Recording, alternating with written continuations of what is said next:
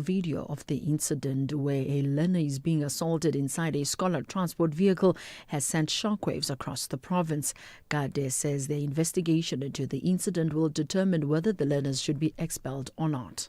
If then our schools will be characterized with gender-based violence and femicide, then it means the future is bleak. Because remember, these are the future citizens of the country. So you must deal with that thing once and for all, appropriately in terms of law. And if then the justice cluster require a criminal aspect of it, I've also instructed the police to investigate the matter so that we close any loopholes on the matter and we send a very clear message to everybody. 24 more suspected illegal miners have been arrested at the Sheba Gold Mine in Barberton, Mpumalanga today. Police say the suspects are part of the first group of the 494 suspected illegal miners who were arrested on Friday. This brings the total number of arrests to 518. Provincial Police spokesperson Donald Mdluli says a firearm with ammunition was confiscated during the arrest of the 24 suspects. Mdluli added that the efforts are ongoing to apprehend those who have gone underground to evade arrest. 10 police officers have been arrested at Edenvale Police Station, east of Johannesburg. They are accused of theft and corruption. It's alleged that the officers failed to book in items that were seized during a raid in June. Criselda Lewis has more details. We have 6 members of the Ekurhuleni Metro Police Department, and we have 4 members from the South African Police Service. We do understand that the raid itself was meant to be effected this morning, but of course for all the paperwork that had to be processed, the police officers, some of them in this particular vehicle and the others that are in here, have been cuffed, and the charges that they're facing, we do understand, relate to alleged theft as well as alleged corruption. At least 76 migrants have died after a boat with about 157 people on board sank off the coast of Yemen in bad weather. The vessel capsized off Yemen's southern province of Abyan yesterday. The Yemen chief for the International Organization for Migration told the BBC that 12 people have been rescued, but dozens were unaccounted for. Reports say the migrants are believed to be Ethiopian. The BBC's Kulkidani Bilton has more. This is a recurring tragedy. Even earlier this year, around March, there was a similar accident in that similar area. So this is a similar trend that we're seeing. And whenever it happens, from the authorities, the reaction seems to be they pledge and vow to tackle these, what they call illegal routes, particularly what's known as the eastern route, in which several migrants take boats from neighboring Djibouti through Yemen in the hope of reaching Saudi Arabia. Recapping the top story, COSATU Parliamentary Coordinator Matthew Parks says the country cannot afford further job cuts that will be due to the 30% tariff imposed by the US. I am Mondela for SFM News Headlines at 3:30. In sports this hour, India level 5-match series with win over England. Rassie backs his number 8 amid Roos murmurs, and McCarthy applauds Harambee stars. This is after making Chan history. I'll have more on this at 3:30. Are you looking for the best savings on spectacles? At Specsavers, enjoy 1,500 Rand off when you get tested at South Africa's trusted and most established optical group. Get 1,500 Rand off all frames in store, or use your 1,500 Rand off on our leading lens enhancements, such as drive light lenses that reduce artificial glare whilst driving. Book online or call your nearest store today. Affordable eye care, Specsavers. T's and C's apply. Niger and Guinea both believe they will conquer the 90 minutes in the West African Derby. Who will celebrate the final whistle? This is the Total Energies African Nations Championship 2024. Catch Niger versus Guinea this Monday, 4 August at 4 p.m. Live at your fingertips on SABC Plus. Proudly brought to you by SABC Sport. For the love of the game.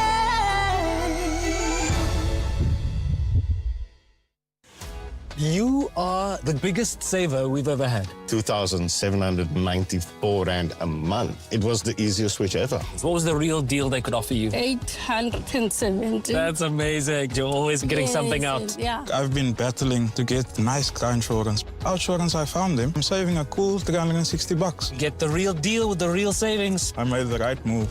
Go to outsurance.co.za now for a 10-minute quote that could save you thousands. Just phone Outsurance, get a quote and see what they can offer you. If you don't save that 321 like I did, you might say get a 500 or $1,000 back. Service and savings, you'll always get something out. How is it that Outsurance provided the solution for you? 918 Rand is what I'm saving. Incredible. What brought you and Outsurance together? 718 Rand. I end up saving. They gave you the real deal. It literally is the real deal. Go to outsurance.co.za now for a 10-minute quote that could save you thousands. Licensed insurer and FSP. T's, C's and information online.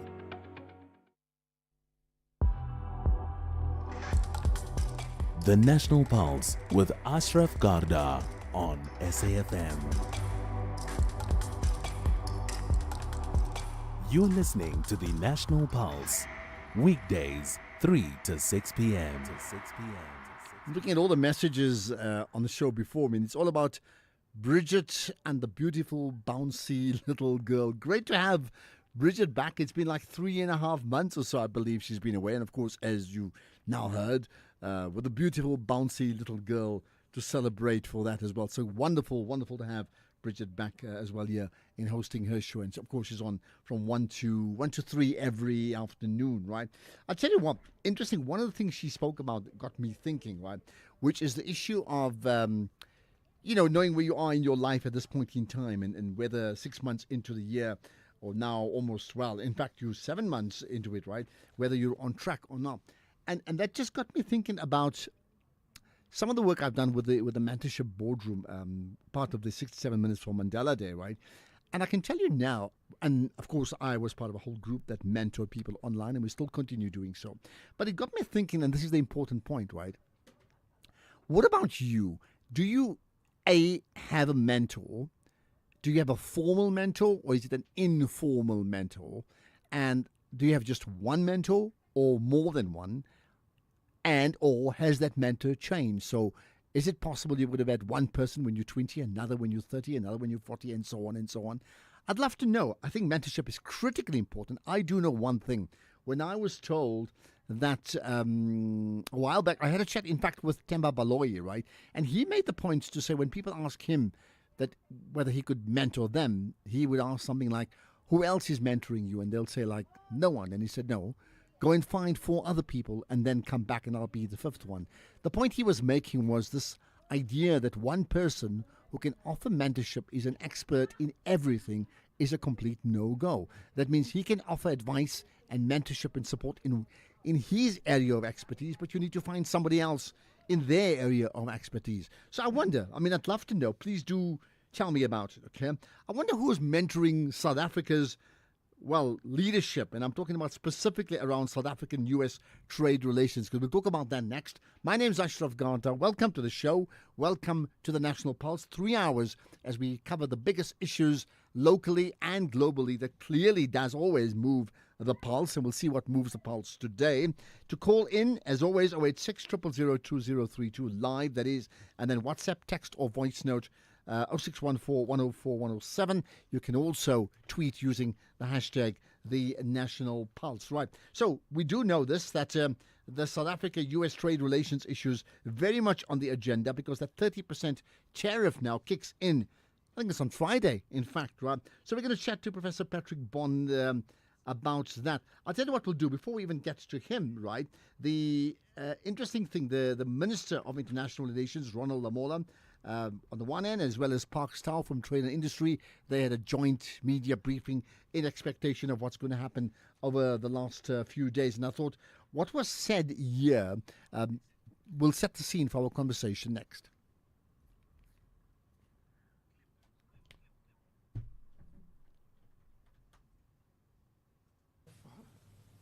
And we will respond. And no, that offer should not be a negotiating offer. It should be an offer of what South Africa offers, and not what South Africa would want to negotiate in return give us what you're offering us and we'll come back to you. Now, it's a very difficult negotiating platform to enter into when you are in that situation, because you're going to give an offer which we have indicated. Certainly it's an offer that we're working on together with various industry sectors and departments to finalize. But that doesn't mean it doesn't come at a cost. Any offer you make, especially because you're not going to get a counter offer, you have to realize that actually there's a price you're going to pay for that offer. And we've been working on that, as I said, with industry and saying, okay, what can this industry offer? What can you accommodate? What can you do? But even when you're in that situation, part of your reality is that you actually don't know what tariff you're going to get even after making that offer. So we can only make an offer and sit and wait and hope. That's part of the reality. And we are negotiating, understanding that very reality, but we have to negotiate in the interest of the country, considering the importance of the United States in the global trading environment and as an important international role player. So we have to work within the framework in which all other countries are operating, but understanding that reality. Okay, work within the framework. What does all that mean? Really, I think from your side and mine, we would want to know, like, what does this mean to you and I personally? But as always, it doesn't just impact us, it impacts on a national scale. So let's talk about this, the 30% unilateral tariff on foreign imports, not just for South Africa, but other countries too, that kicks in from Friday. With me, Professor Patrick Bond, who's a political economist, an expert on international relations at UJ. Prof. Bond, good to connect with you, as always, on the National Pulse. Prof, greetings to you and the listeners. Thank you. Right, so, I mean, we're counting down. You heard the clip from Minister Parkstow, which does suggest, any efforts around negotiation to change things hasn't quite worked out as yet. I mean, where does it leave South Africa now with the 30% tariff now imminent? Well, it certainly leaves Parkstow and also Minister John Steenhuisen looking foolish. They've really bent over backwards. The May 21 meeting in the Oval Office was all about personal relations. It was about a game of golf and a beautiful book to attract Donald Trump to the beautiful golf courses. It was about offering to buy $12 billion worth of United States corporate oil and especially methane gas, liquefied natural gas, even though that's a climate catastrophe in the making. It was about getting these chlorinated chicken parts that the U.S. consumers don't like. It was all these concessions. And of course, the U.S. had given concessions a 0% AGOA, Africa Growth and Opportunity Act, on especially cars, aluminium and steel, and some of our agricultural products. So that's all history, and it didn't work. And that means, I think, the collective approach, that is to try to get, kind of BRICS, or particularly the G20, of which only about 3 countries, I think Argentina and Saudi Arabia and Italy, would side with Donald Trump, but all the rest would be absolutely infuriated, especially after what we learned on Thursday night. Canada just getting hit that extra 10% from 25 to 35 because it supported the idea of a Palestinian state, just like other countries are now. And that's the sort of frivolous and absolutely unreliable trading partner we're dealing with. Now, interesting, Ronald Lamola was the Minister of International Relations. I mean, he spoke today and he said, and I quote, "It is unfortunate that the government's efforts in resetting the relationship with the USA has been undermined by some actors within South African society." Now, before you comment, I mean, interesting part he's talking about, he's saying resetting the relationship. That means something happened beforehand, and now there's an attempt to reset it, and therefore saying that's been undermined by some actors within South African society. Are you surprised by that comment and what he's insinuating without naming names? Well, appropriately, he's digging at the Afrikaners who went to the U.S. to express grievances, and it turned into a bizarre allegation of genocide, and then it turned into the refugees, the only refugees being allowed into the U.S. have white skins, and Afrikaners and other white South Africans. And, of course, the Friday, it dawned on these same guys that, wow, the first and hardest hit will be the citrus fields and the plantations of ZZ2 in Limpopo, or the macadamia nuts up there, and the grapes, the citrus in the Western Cape, the vineyards, all of these things that are, frankly, largely Afrikaner corporate products. And they're the ones that are going from 0% to 30% without any protection, without any warning. That's the hardest hit, isn't it? Ironic. I suppose the $1 million question is this, right? So what now for South Africa? Like, what actually can we do? Well, easily, as the leader of the G20, call an emergency global summit on trade. So there's already small efforts within the this sort of G20 ministerials. They haven't done much. They haven't come to grips with the fact that Trump is destroying all sorts of things. You probably know that the trade scene is going to change on January 1 when the Europeans invoke massive tariffs, especially on South Africa, and they're called Carbon Border Adjustment Mechanism. They're climate sanctions. And of course, the US has dropped out of the United Nations Framework Convention on climate change and is allowing all sorts of obscene, environmentally destructive activities now. There's no environmental regulation left, no climate protection. That alone would suggest you need to actually do an international conference and say, what sort of sanctions should be imposed on the US, like the Europeans are imposing on South Africa January 1, the Brits on January 1, 2027. Okay, let's just see. We may have just lost Patrick Bond just for a moment. I'll tell you what, it does give me a chance to tell you that you can comment on that. I think here's the point. What now for South Africa? Now, I've quoted Lamola earlier on, but there's also a sense that South Africa now looking at new markets, because if there's a 30% higher tariff on South African goods exported to the USA, what it means is that your item that you were selling for 1,000 rands to an American, and I'm talking in rands now, is now 1,000 rands times 30%. So it's a lot more expensive and therefore less market driven. So what do you do if you find that there's a slowdown in demand for your products as a company and as a country, right? And therefore there's this point that South Africa looking at new markets, Asia and Africa. But is that enough? I mean, does Africa and Asia provide enough of an alternative for South Africa to try and ensure that no matter what happens, that our revenues will, still remain in check to be able to justify some of the big challenges that we have in the country? Okay, I just want to check if, in fact, we do have Patrick Bond back on the line. No, I think yes. We do. Okay, I'm glad we do.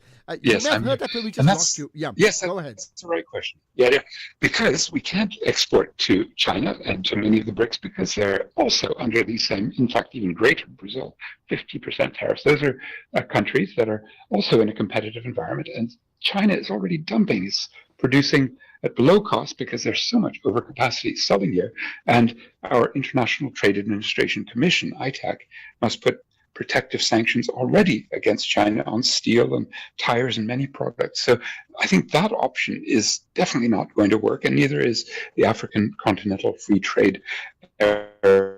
That agreement isn't panning out after 5 years. We've had very little to show for it. It's partly South Africa's fault in not promoting the Pan-African Trade Finance Initiative, one of about 30 countries that haven't joined that. So we really haven't seen the continental opportunity. So Ashraf, how about a final chance, which is not only collective work with BRICS partners, with G20 against the US, not just individually, divided and conquered, instead collectively, but also our domestic markets, right, to have higher levels of local investment in infrastructure. If we have steel and aluminium, we need stormwater drainage, we need stronger bridges and roads, we need houses, right? We need all these sorts of things that should be the spur to domestic, stimulation. It begs the question, are they being put in place, or is it simply Patrick Bond's wish list? I'll get to a response from Prof. Bond right yes. After this. Yeah, we'll do that after this.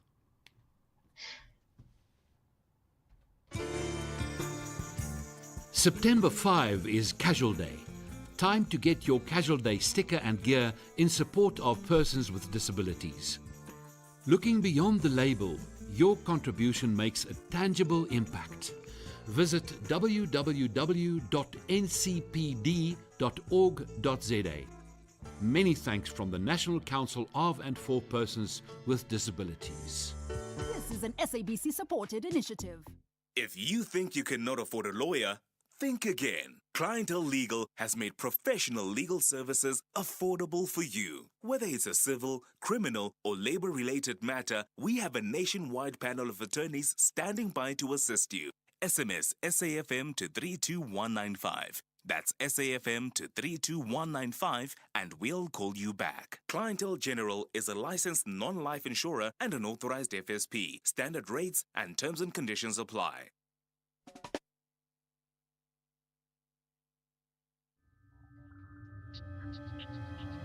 The National Pulse, weekdays, 3 to 6 p.m. Right, continuing our chat with Professor Patrick Bond. Then I'll take your calls imminently, so you can call in now. In fact, 086 000 2032. And the call really is the big challenge. South Africa is facing 30% tariff increase from the USA, effective by Friday. What do we do as a country?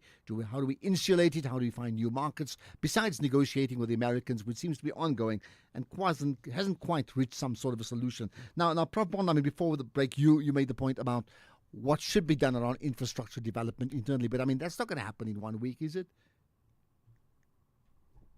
A bit of market, one can always put some of these exports into warehouses, and we have lots of excess capacity already. We're used to that. The important thing is not to lose jobs, and I worry that we've had so many export incentives, the auto industry getting 30 billion rand a year on average, and really not, let's say, distributing that down to the base. Certainly a privileged layer of workers and some of the other feeder industries. That's a very, very important industry. But you have to admit they have done nothing to prepare for the climate crisis. No electric vehicles, right? And their auto products are way above the sort of the level that an ordinary working class person can afford, unlike, for example, India, that has a sort of mass base for their cars. And I think with these problems that these Mercedes and BMW, Toyota, they're going to be hit hardest, or ArcelorMittal and the steel, they need the protection from China, or BHP Billiton. If you look at them, Ashraf, they use so much electricity. They have so many carbon-intensive internal processes, not to mention Eskom coal-fired power. I think it's a good time to ask bigger questions, because we do need a medium-term perspective, and so much reliance on these big, heavy industrial activities that are highly carbon-intensive. The 6% of our electricity going to BHP Billiton gives us 1,200 jobs. That's how extraordinarily capital-intensive and carbon-intensive these outputs are. What would be the bigger question you're talking about? Well, distribute the electricity to the people who need it. If you're in a typical black township, you're a small business, you're getting load reduction. You're facing the load shedding we used to all face before. And the labor-intensive industries paying way too much for electricity. And households, a woman in a household forced to cook because of patriarchy, using dirty energy now, coal or paraffin or kerosene or wood. Now, these are I think, the appropriate places we should redirect our electricity, which is not now going to be used by U.S. consumers because of the ridiculous Trump tariffs. Okay, just the last thing, going back to that point about finding new markets, Africa and Asia. Do you find is that wishful thinking, or is that really practical? Because obviously, what one would look at, and I'm looking at it in simple terms, new markets meaning find new sources of revenue generation, right? Is that likely? No, it's not, because every one of these countries is in the same situation. They've lost a big chunk of their market because as their tariffs are imposed, the demand in the US is going to start really declining, right? And so that means they're looking elsewhere, like we are. And I think that means we'll see more Chinese dumping of that cheap steel that has wrecked many of our ArcelorMittal foundries, or some of the other products from elsewhere. We can try, and it's a race to the bottom that way. So that's why I think instead, looking to subsidization of the sorts of infrastructure, public works, climate proofing, housing, the kinds of things that would take our steel and aluminium internally, rather than have so much reliance on a very frivolous President Trump, who, as we know, would do nothing on our behalf in South Africa. Okay, and that's where we leave it. Appreciate you sharing your insights here on the National Pulse, Professor Patrick Bond, and I'm sure we'll do it again sometime soon. But right now, we need to grapple with 30% tariff increases on South African imports. What do we really do? Appreciate your time, Professor Patrick Bond. What I have now is you, because I need to talk to you, because you're on the pulse. So whether you're in Cape Town, Pietermaritzburg, Durban, Johannesburg, and some of the other towns. Some names I can't even remember because some of them have changed, right? But whichever they are, right? Someone said, please mention the Phalaborwa. Okay, got it, right? Wherever you may be in the country and around the world, I need to hear you after this. X at SFM Radio and at Ashraf Garda. Okay, let's hear what you have to say. Right, call in now, 086 000 2032. But there's lots of WhatsApp comments I can take as well, and I want to play them too. Afternoon, Ashraf. It's Vincent here from Mangaung. My concern is that Ronald Lamola and Parks Tau definitely need mentors to go over to the USA and to go and negotiate. They seriously need mentors because those two gentlemen are definitely not capable to sit in the White House. Thank you. Bye. But then, I mean, what I mean by that is, who is able to get to the White House unscathed, keeping in mind that that president of that country plays by rules that are very different to everybody else. It's almost like you trying to play football and he plays rugby. Do you get my point? Good afternoon, Dada Ashraf. The way Parks Tau is saying this is the diplomatic way of saying things, but the reality on the ground is we are dealing with a lunatic. I know my friend from Newlands, Mike, will come and say our BEE laws and whatever. We are not going to bend backwards for Donald Trump. He's a lunatic. You cannot negotiate with this lunatic. Let's look in other avenues and look who wants to trade with us. End of story. The question is, I'm not suggesting he is or he isn't. You made your point. But do we find that other markets can compensate for the losses we'll have on one market? I mean, sadly, we're not the strongest country in the world, are we? Tula in Joburg, go for it. Hello, what's your point? Tula, hello. Hi, Ashraf. How are you? Yeah, good. You're live. Go for it. What's your point? Yeah. Look, just to wind back a bit, during the apartheid time, South Africa strived without all these, we were under sanctions. We strived. And now, we can't let one country make us hostage. Just answer me, does it mean when they impose those tariffs, are they imposed on us exporting to them or us buying from America? No, this is specifically referring to exports. I mean, there could be other things too, right? But this one specifically is us exporting to America, which actually means that the cost of your goods are more expensive now to the end user in the USA, and that's where the problem arises.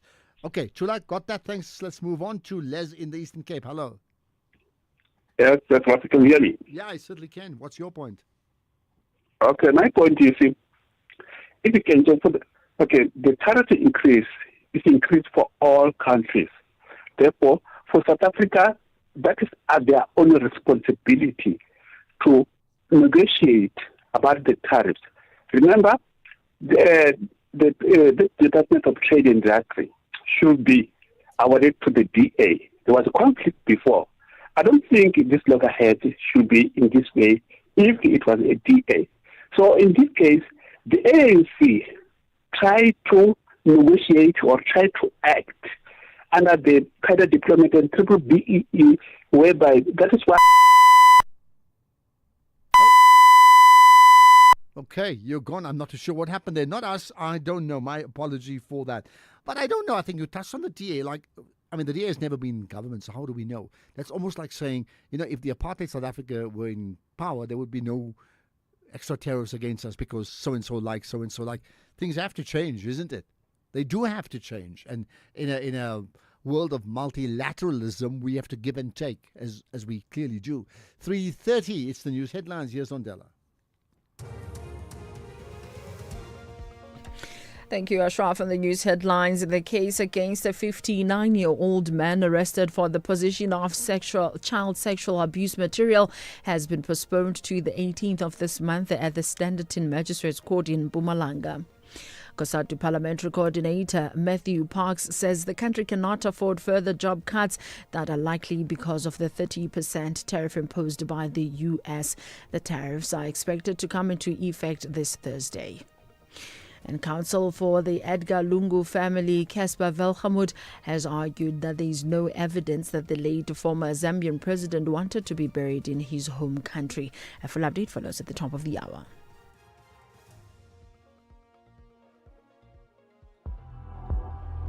X at SFM Radio and at Ashraf Garda.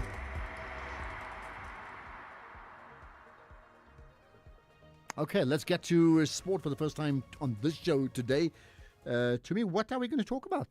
Well, we're going to start off with cricket, where India beat England by 6 runs to win the 5th test on its final day at the Oval and level the 5-match series at 2-all. Mohammad Siraj took the last 4 wickets in under an hour to bowl England out for 367 and overall figures of 5 for 104.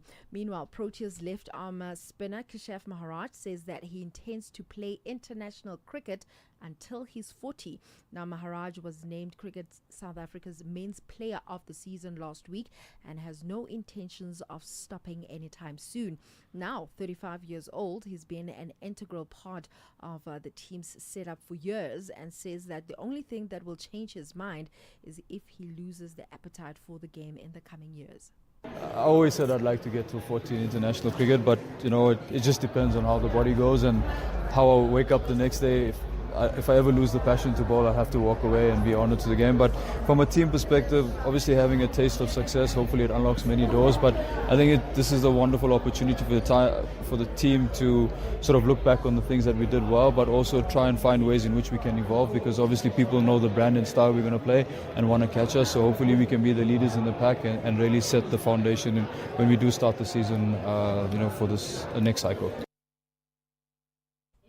Despite missing players like Jesper Visser, Eric Lowe and Cameron Hanekom, coach Rassie Erasmus feels that there's sufficient cover in the Springbok squad to fill the void at number 8, with Visser still serving a suspension that rules him out of the first 3 rugby championship tests. Questions have swirled around in terms of who will anchor the Buck scrum against the Wallabies at Ellis Park on the 16th of August, but Erasmus has dismissed any concerns, pointing to the versatility and experience of his current loose forward contingent.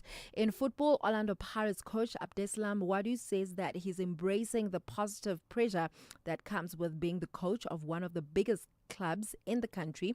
Wadu's arrival has coincided with Pirates signing 12 quality players, the majority of whom are international players, both domestically and abroad. A positive pressure, I must say. When you put your feet in such a big club, not only in Africa, and not only in South Africa, but in the continent, of course, the board don't bring you here just to chill. Yeah, I know what the expectation of the fans, I know the expectation of the board, and of course I will do my best to try to reach these targets. Of course. The players as well knows that they did a very good job since 3 years. So let's keep going. We have a big challenge this season.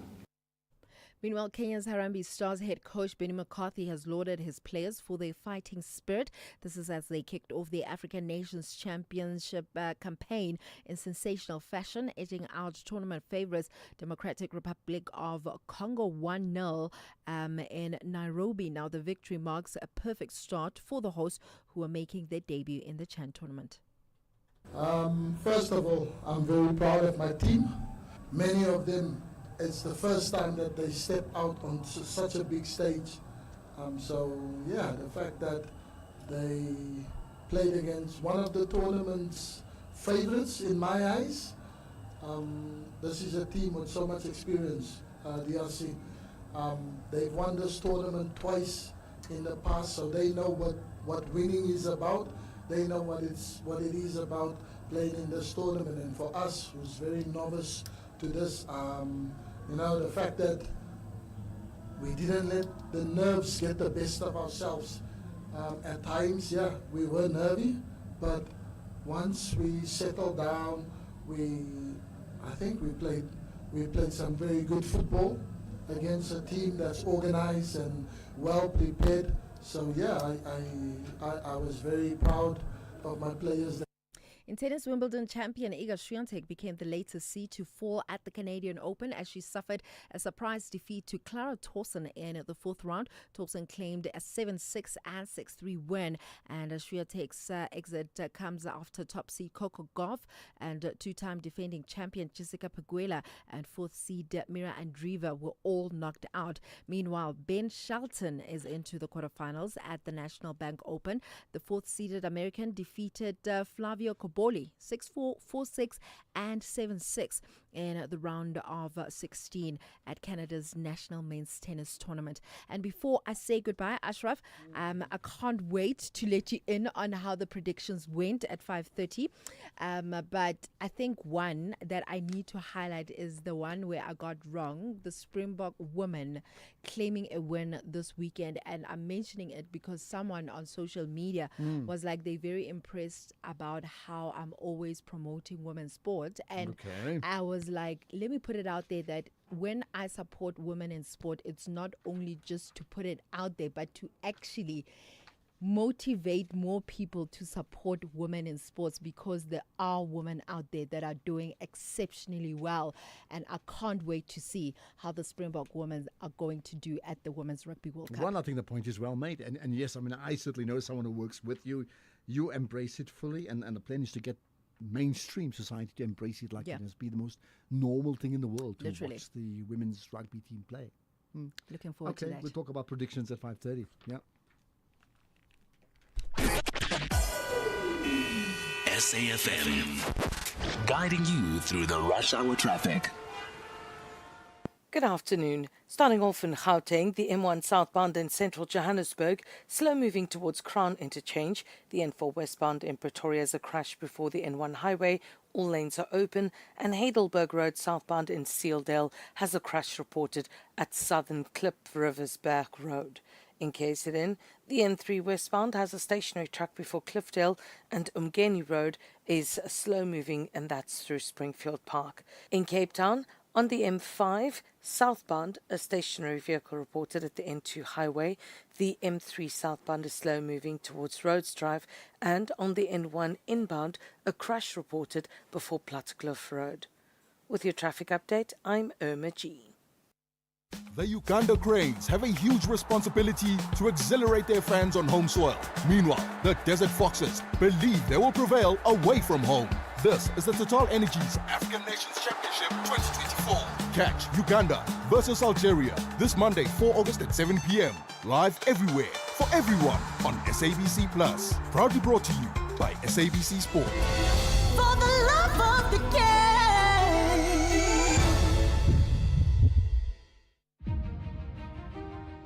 This Women's Month, SAFM stands with the women shaping South Africa's future. Under the theme, Building Resilient Economies for All, we honor the pioneers, the problem solvers, and the everyday heroes driving change. Stay tuned as SAFM brings you powerful stories and meaningful conversations that move us. SAFM, celebrating women, celebrating progress. SAFM, leading the conversations that move us. Ashraf Garda on SAFM. So the question has been, Ashraf, how big is US-South Africa trade versus South Africa-Africa free trade agreement? Why do we ever worry about the US-South African trade? Well, listen, you have to worry about it. I mean, if you're the leader of the country, why would you just write it off when you can't afford? You can't suggest that a free trade agreement for Africa can replace other markets, can they? But to answer your question, so sideways, South Africa, US is our third largest trading partner, and that accounts for 7.5% of South Africa's exports. So it's not 50%, but it's 7.5%, but that is substantial when you work out the maths, right? Okay, talking about maths, what about the maths of traffic officers in Joburg? And when they fine you, why do they fine you? Because you break the law, don't they? Well, what about if they fine you because they have a target? You know, like a commission agent who's a rep on the road and is going to go and make sure, or she's going to make sure that she meets enough people and converts those meets into actual deals. Well, that appears to be the case according to the DA. Michael Sun is the DA member of the provincial legislature, and he believes that these JMPD officers are under pressure to collect 7,000 rands in traffic fines daily. Okay, let's find out more. Michael Sun, DA member of the provincial legislature, thank you for joining us here on the National Pulse. And very good afternoon to your listeners. It's always nice to be on your show. Much appreciated. So, just so that we're clear, are you saying that every single JMPD officer has a 7,000 rand a day target, or is it 7,000 as a collective? I mean, what is it? Well, I think this is very important for us to clarify. And certainly, throughout today, I've been questioned by journalists that where did I get this information? JMPD officials are separated into operational staff members and administrative staff members. Obviously, the admin staff sit in offices, they do admin work. And the operational members, they go out and they conduct operational duties.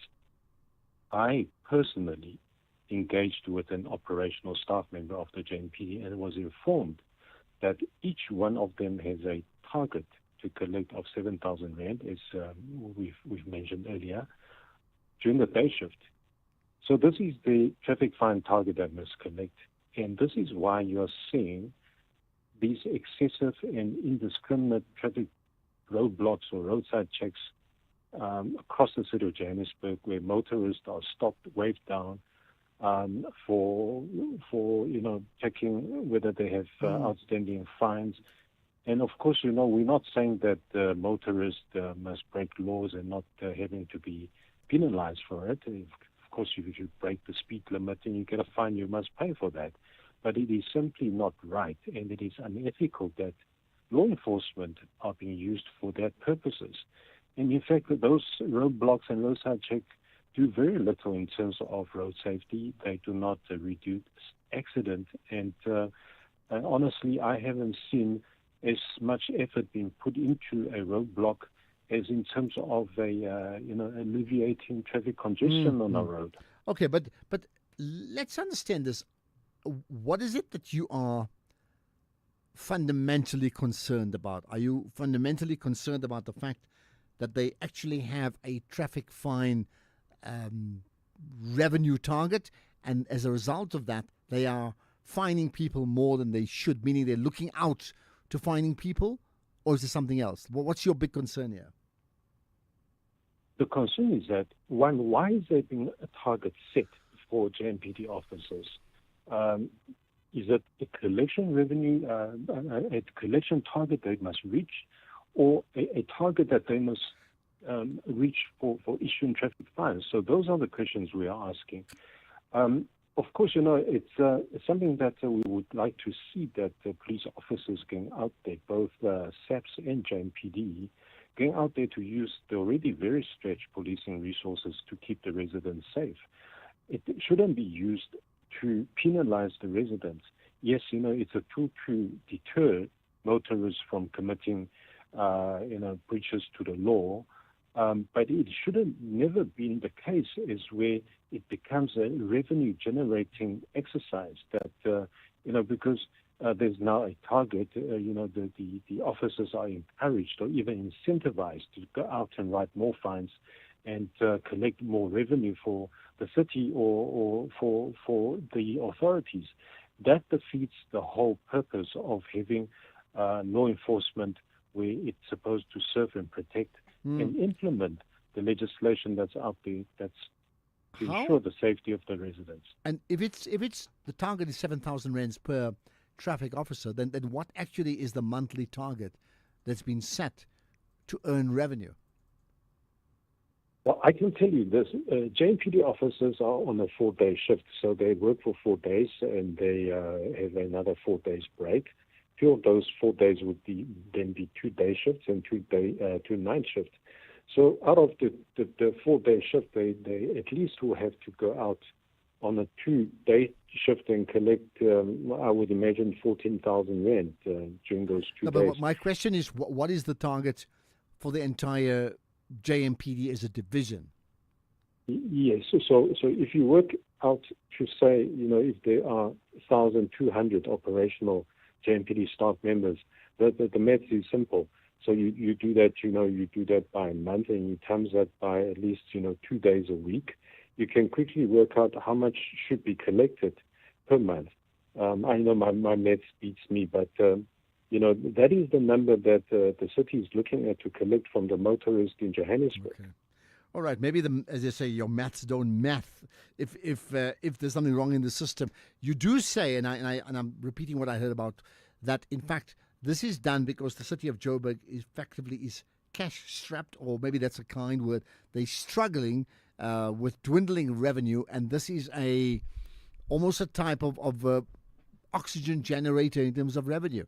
Can you sympathize with that? Well, I think what I should say is that the city must obviously run on a healthy financial basis. I am now stepping out of my workspace in terms of community safety, but I can seriously sympathize for the officials in the city where there's lack of political leadership. I mean, we all heard on the news this morning that the Minister of Finance has given instructions to Joburg Mayor to, within 14 days, come up with strategies to fix the finances of the city. And again, I think my Joburg colleagues in the DA are addressing those issues through their platforms. But it's certainly very concerning that now this is happening. Joburg motorists are being squeezed at roadblocks to pay more traffic fines, so it can then feed into that hole. Okay, what is the certainly solution? Very concerning. So, what is the solution of a city that's cash strapped? People do break the law when driving, and that's a fact. Many people do. So, you do need to have some form of deterrent. What is the win-win solution here? I believe the city's policing resources within the province, and also the province policing resources, should be better focused on crime prevention, law enforcement, and largely to traffic management. In terms of finances, of course, I've mentioned earlier that if you break the law, there's no excuse. You need to be penalized for it. But certainly it's not a healthy way of running the city's finances. The city cannot be reliant on traffic fines to run its finances. It is not the aim of the law. It's certainly not the spirit. That the traffic laws are not designed in such a way that it's out there to generate an income, but it's rather to deter offenders from repeatedly offending or breaking the laws. Just lastly, is this a new occurrence? I know we've had different leaderships within the city of Joburg. At some stage, your party sort of led the city too. But is this a new thing, or in fact, has this not been the norm for many, many years? Because I've certainly heard about it often enough. Maybe the numbers have changed, but in reality, that the traffic cops, as one would call them, are incentivized. Well, certainly when the DA was governing the city of Johannesburg in terms of coalition government, there was no target in terms of traffic fine collection. There was no incentive given to the traffic officers, the Metro Police officers, to collect traffic fines. Yes, in fact, there was processes put in place that revenues must be collected, but it certainly was not a process where motorists were targeted and a fine target given to the Metro Police officers to collect. Okay, that's where we can leave it. Michael Son, the DA member of the provincial legislature, reflecting on what's happening in the city of Joburg, right? That the JMPD officers now, according to Michael Son, saying that they're under pressure to collect 7,000 rands in traffic fines daily. I mean, that's a target they have to get in the way that if you're running in a race, you have to get a target, certain kilometers or miles you have to run every day. Well, that's their target because the city needs money. Right, what do you make of that? Perhaps you're a traffic officer yourself. I mean, seriously, if you are, I want to hear from you as well. And linked to all of that, let's talk about leadership, women's leadership, certainly with young girls, as we now enter Women's Month. After this. With the ever-changing financial landscape, it can be difficult to make sense of all the moves at times. Join me, Jimmy Moyaha, on the SAFM Market Update with MoneyWeb, Mondays to Thursdays, 6 to 7 p.m, as we break down the key market trends, top financial stories, and smart investment insights, all in one place. It's everything you need to stay financially informed and ahead of the curve.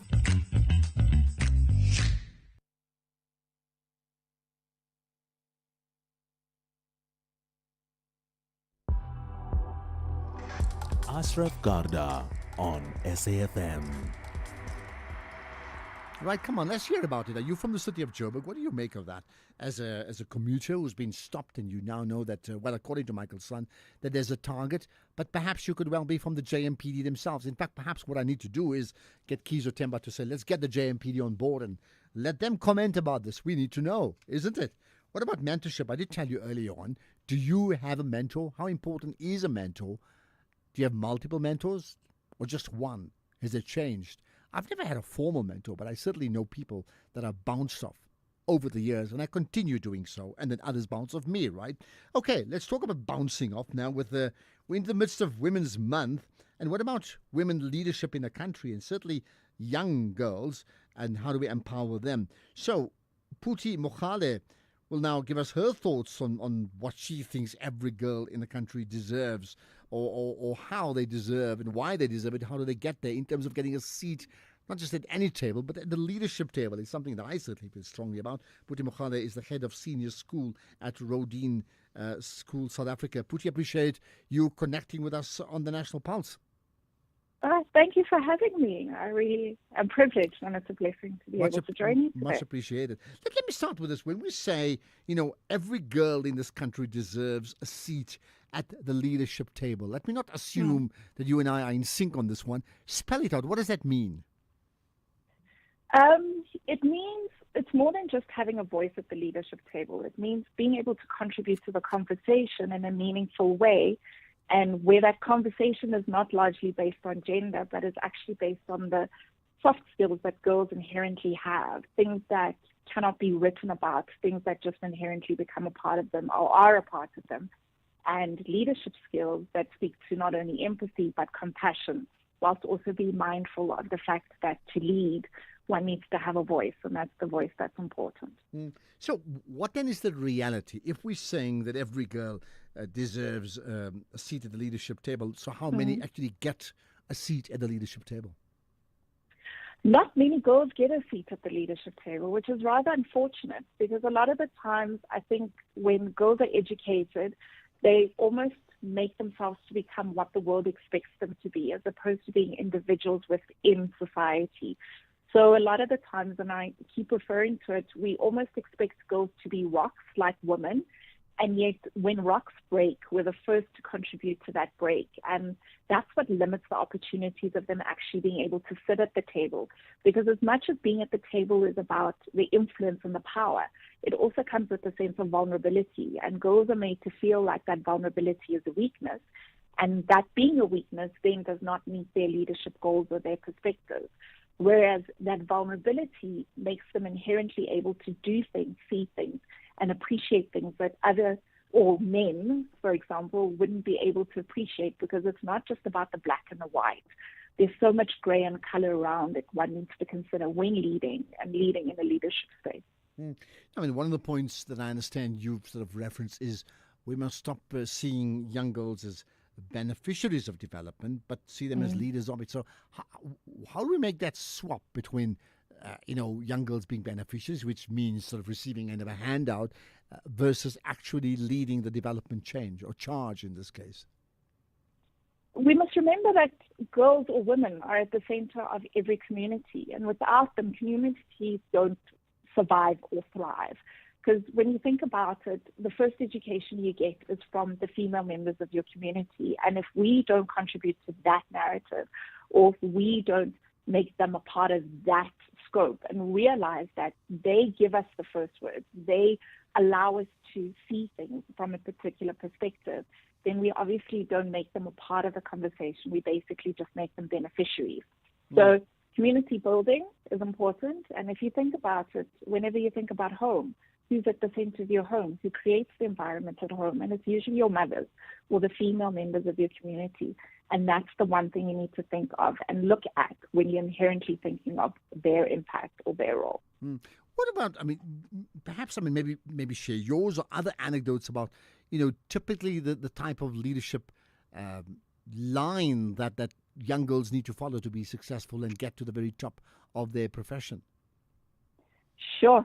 Where would I begin? So one of the things I learned, particularly as a female leader, was that failure is important and it's necessary, because I cannot learn unless I fail. So I cannot adjust and I cannot become the person I need to be. So one of the things you definitely need to learn, that in order to have the voice at the table, in order to be the person that people look to, you've got to understand that failure is a part of that process. Doesn't mean failure is a weakness. It just means that failure is the learning that needs to take place. And if we don't understand what it means to fail, then we don't survive or thrive from it. And that's, for me, the best thing that I've learned as well as a leader. So let's then talk about this in terms of the formal aspect of accelerating the growth of young girls into leadership versus the informal. The informal would mean, just people believing, oh, come on, let me give that person a chance and mentor them or open a door for them versus the formality. What's the difference? I mean, give us some certain aspects of what is happening formally and then what's happening informally. So what has happened formally is basically the focus and concentration of STEM and advancing women or girls in STEM education. What has happened informally, though, has not met us where we need to be. So we haven't taken into consideration that it's not STEM, it's STEAM with the development of the arts. And also what has happened informally is we've given girls the voice. So we've given the platform, but we haven't actually taught them the lessons of what it takes to stand on that platform, have that voice, use that voice effectively. Because a lot of the times you might be able to say something, but if you don't contribute meaningfully to the conversation, then what you say has no importance or no value.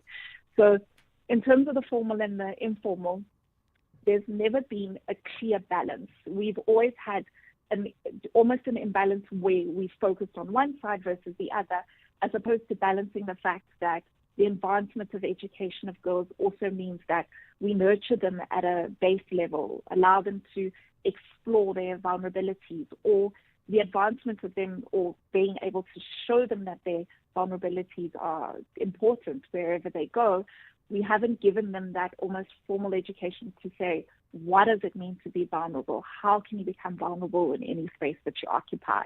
What do the books actually say? Because it's as simple as saying, I can tell you the theory of pi, or I can tell you how to calculate pi, but at the same time, I can't tell you how to logically think around it, or to be able to add value to a conversation where pi is at the center of it.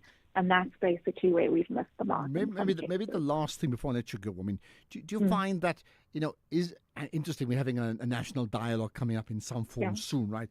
But at this point in time, I mean, we're having our own dialogue on the national airwaves anyway, right? Do you get a sense that when it comes to male and female, right, that are they partners in co-creation, or is it a case of us and them, and there's lots of attrition that continues between those two groups? Personally, I think we're partners in co-creation. I mean, one cannot manage without the other. I know it's become, the narrative of late has become the us versus them, particularly when it comes to the national dialogue, because the parts of the dialogue that each party brings to the table haven't been explored fully. And it's almost like women are making this whole drama or this whole song about what is important to them, whereas we're mindful of the fact that what is important to us is important to our communities, or those who are not seeing it or hearing it don't realize that when we raise our voices, it's important to our communities, and we can't do that without the support of everybody else, hence why we need to work together and in tandem and feed off each other and not be in conflict with one another. And that's literally just inherent in gender stereotypes, which I think are almost decades old, but have evolved in such a way where each can complement the other without taking away from the message itself. Okay, and I just hope that people are listening to you formally, informally, in education, in leadership, wherever they are, all around the country, around the world, perhaps, that can listen to that conversation. Phuthi Mogale, I appreciate your time and your insights here as we look at empowering girls with leadership and just how crucial that is. Phuthi Mogale is the head of senior school at the Rodin School, South Africa. Thank you for your time. This is indeed the National Pulse, and perhaps you can give me your thoughts about the journey of young girls in your family. It could be you, in fact, your own young girl journey, or family members, extended members of family on that trajectory to the very top of their professions, or in fact has those doors been shut? Personal testimonies welcome. Let's get the news. It's 4 o'clock. Here's Ondela.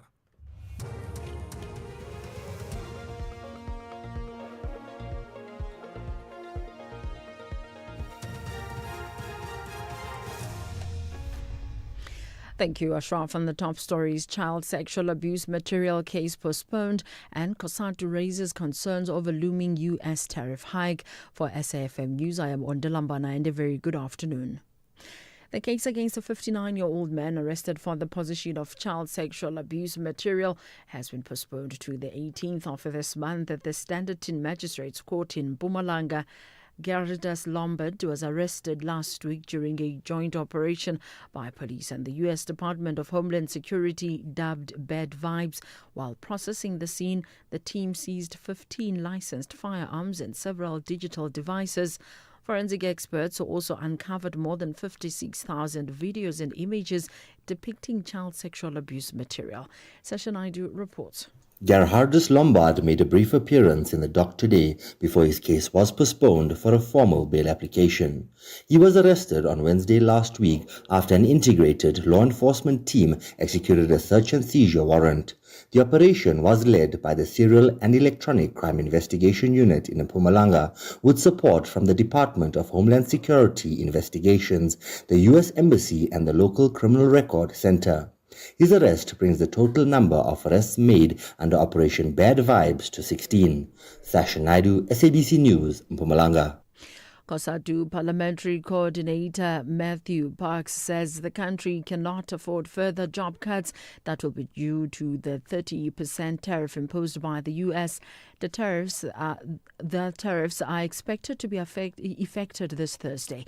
He says International Relations and Cooperation Minister Ronald Lamola and Minister of Trade, Industry and Competition Parks Tau must come up with a plan and find a lasting solution. Parks says this is a crisis that needs urgent intervention. For us, this is a crisis. It needs to be fixed. Number one is for government at the highest levels, be it the President, Cyril Ramaphosa, be it the Minister for Trade Industry and the Minister for Development, Ronald Lamola and Parks Tau, to intervene. Continuous work to put in place a new trade agreement with the U.S. They have made many good proposals. We need to flesh this out, make sure they're bold and progressive and so forth. But also the reason why we have a 30% tariff as opposed to 15% for neighboring states and most other countries is because of the bilateral tensions. Everything that needs to be, it requires a president's intervention as a head of state. Santaco Western Cape says steps have been taken to formalize the province's taxi industry. Provincial Chairperson Mandla Hermanus says this will be done through a taxi association company representing all 8 regions of the Western Cape. Hermanus says the aim is to create a more organized structure. He says their next step is to bring this structure to local taxi associations to improve accountability and mitigate issues including the misuse of funds and poor management. Santaco Western Cape, together with the provincial government, the city of Cape Town and other stakeholders, gathered earlier for the Western Cape Taxi Peace Summit. Hermanus elaborates. We are mindful that there will be associations where the impact would be on those who had been acting as taxi bosses. So obviously those would not be so welcoming to an idea of having a formalized structure because it might take away the power from them and what they are able to extract from their members. But every member in the province is actually looking forward to a day where these associations are formalized companies with accountability and financial management. Counsel for the Edgar Lungu family, Casper Velgemoot, has argued that there is no evidence that the late former Zambian president wanted to be buried in his home country. The government of Zambia and the Lungu family are engaged in a court battle over where Lungu should be buried. The Lungu family wants him to be buried in South Africa in a private ceremony, while the Zambian government wants him to be repatriated back home. Advocate Velgemoot says any argument stating that Lungu wanted to be buried at home should be dismissed. There's no evidence showing that he wanted to be buried in Zambia, and they cannot make that submission to the court, and this court can never find such a fact exists. Wherefore, those parts in our striking application is all hearsay and irrelevant. 19 people have gone on trial in Moscow accused of involvement in last year's attack on the Crocus City Hall music venue. Nearly 150 people were killed in the assault. The BBC's Sasha Slichter has the details. On Friday, the 22nd of March last year, armed men stormed the Crocus Entertainment Center just outside Moscow. As some began shooting, others set fires on the upper floor, with explosions being reported before the roof eventually collapsed. The defendants in today's trial, held behind closed doors, include the 4 suspected attackers, all from Tajikistan. Prosecutors intend to make the case that the attack was organized by an IS affiliate. Recapping the top story, the case against a 59-year-old man arrested for the possession of child sexual abuse material has been postponed to the 18th of this month at the Standerton Magistrates Court in Mpumalanga. I'm on Dilambana for SFM News Headlines at 4:30. In sports this hour, Stellenbosch hope to be beefed up for Chiefs clash. Yvette van Zyl says that cancelling the Soweto Marathon would be devastating for the runners. And Bavuma reveals captain-to-captain conversations with Siya Kolisi. More details at 4:30. SAFM, guiding you through the rush hour traffic. Good afternoon. Starting off in Gauteng, the N3 southbound in Bedfordview, as a stationary vehicle reported near Van Buren Road. Houghton Drive northbound in Parktown has delays towards Newton Street, and the M1 southbound slow moving towards Boysons. In KZN, the N3 westbound in Pietermaritzburg has a stationary track before Market Road, and the N3 westbound a stationary track at Key Ridge. In Cape Town, the N2 Nelson Mandela Boulevard outbound queuing towards Hospital Bend. The N1 outbound has a stationary vehicle on Plattekloof, and Waterloo Road in Wynberg has flooding reported near Car Hill Road, so please approach with caution. With your traffic update, I'm Irma G. SAFM 104 to 107 nationwide, leading the conversation. This year, the Standard Bank Joy of Jazz Festival presents 3 unforgettable days deep in the art and heart of jazz. From the 26th, 27th and 28th of September, Umu Sankare, Abapemu, Jasmia Horn, Silent Law and the Noisemakers, Najbonk Trio, Michelle Ndingio-Jello, Willem Siini, Gabby Mutuba, and over 50 world-class acts will be ready to welcome you and yours to 4 magnificent stages of the Sandton Convention Center. Take me there. Buy your tickets at Ticketmaster now. Gender-based violence is destroying lives and tearing communities apart. It happens in homes, in schools, at workplaces, and too often in silence. But it doesn't have to continue. If you see it, speak out. If you are hurting, reach out. Because doing nothing is not an option. Listen to all 19 SABC radio stations from Wednesday, the 23rd of July for hard talk, discussions, advice, dramas, educational shows and interviews around GBV with experts, survivors, lawmakers and a whole country affected by gender-based violence. All on your favorite SABC radio station. Call 0800 428 428 to report abuse or get help. GBV, it ends with you. This message is brought to you by the SABC. X at SAFM Radio and at Ashraf Garda. I'll tell you what, so we chat earlier on about, JMPD traffic officers in the city of Joburg effectively being on commission to fundraise, to revenue raise, right? 7,000 rands per stint. That's one thing. Now you hear that the Edenvale police station, which is, the east of Joburg, it's very close to the OR Tambo International Airport, 10 police officers were arrested at the Edenvale police station. Listen to this, for alleged theft and corruption. We'll hopefully chat to the SABC News reporter Griselda Lewis, who followed that story as well. We'll do that later on. But for now, let's get the thoughts of the Pop Crew spokesperson, Richard Mamabola. Richard, appreciate you connecting with us on the National Pulse. Good afternoon to you and the listeners. So how do you respond when you in terms of where you are as a spokesperson, when you find out that, 10 police officers have been arrested for, things like alleged theft and corruption? Yeah, look, it's quite concerning really, because I think we have always been arguing that we need to have more members who are dignified, who are accountable. And with such incidents, it then creates an impression to society that our police officers are not committed to serving them with dignity. And that, of course, has come out through many other challenges that we've been facing. Just recently, we've had allegations leveled by against senior SAPS members by the Provincial Commissioner of KZN. So even the environment currently is such that people are losing confidence in police. But again, I think one of the things that we have done since noting what this incident that has taken place, we obviously want to reaffirm that we are, as an organization, committed to upholding ethical conduct and accountability within the criminal justice cluster. And of course, we do respect the constitutional mandate that has been given to oversight bodies such as IP to investigate. It is our understanding that IP is the one which effected this arrest today.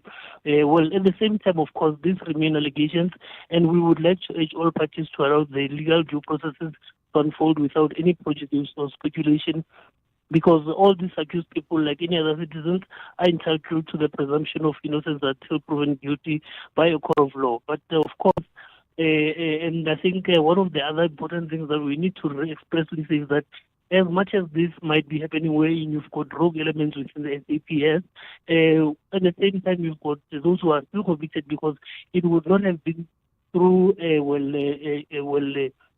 outside efforts that these people are in the position they are in. It then therefore means that there are those colleagues which would obviously ensure that those who do wrong face the brunt of the law. Okay, so I understand, the legal process must take its course, and they're not convicted, I get that. But having said that, either way, this news is very disturbing. It has to be.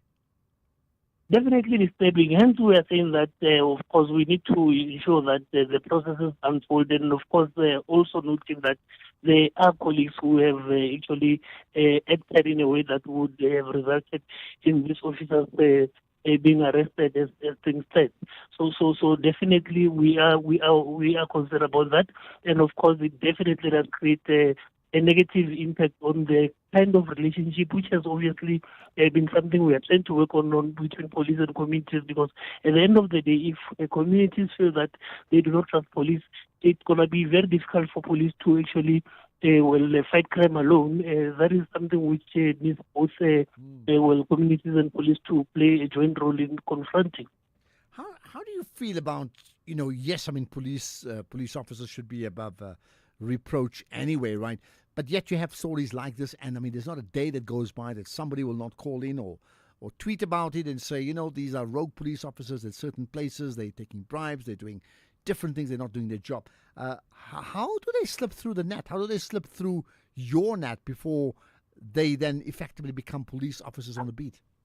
So we've spoken about numerous processes that need to be conducted, even at training levels, issues around the vetting processes. And of course, just recently, you'll be aware that there were over 1 million people who applied to be in the police service, and of course they still have to go through training. So we obviously need processes that would actually ensure that we've got people with integrity, people who are accountable. But of course, these things need to happen on a regular basis. It should not necessarily be at the foundational phase that it only happens. We need to obviously engage with them through whatever platforms we have as a union. We continue to do that, and even at stations level, of course. But again, I'm saying that whenever you've got, for example, the allegations that have been leveled by the Provincial Commission of KZN against senior management of the SAPS, of course, processes are underway now to uncover as to what is actually fact and what is fiction. But when you've got such senior people who are obviously involved in wrongdoing, what does it also say to junior officers as well? So even at that level, we would need definitely that there become repercussions, and of course, vetting processes that will ensure that we only get the best of the best serving at those levels. All right, so that would obviously as well encourage junior officers. Okay, so while the law takes its course, at this point in time, from a pop crew point of view, what are you people doing now about it?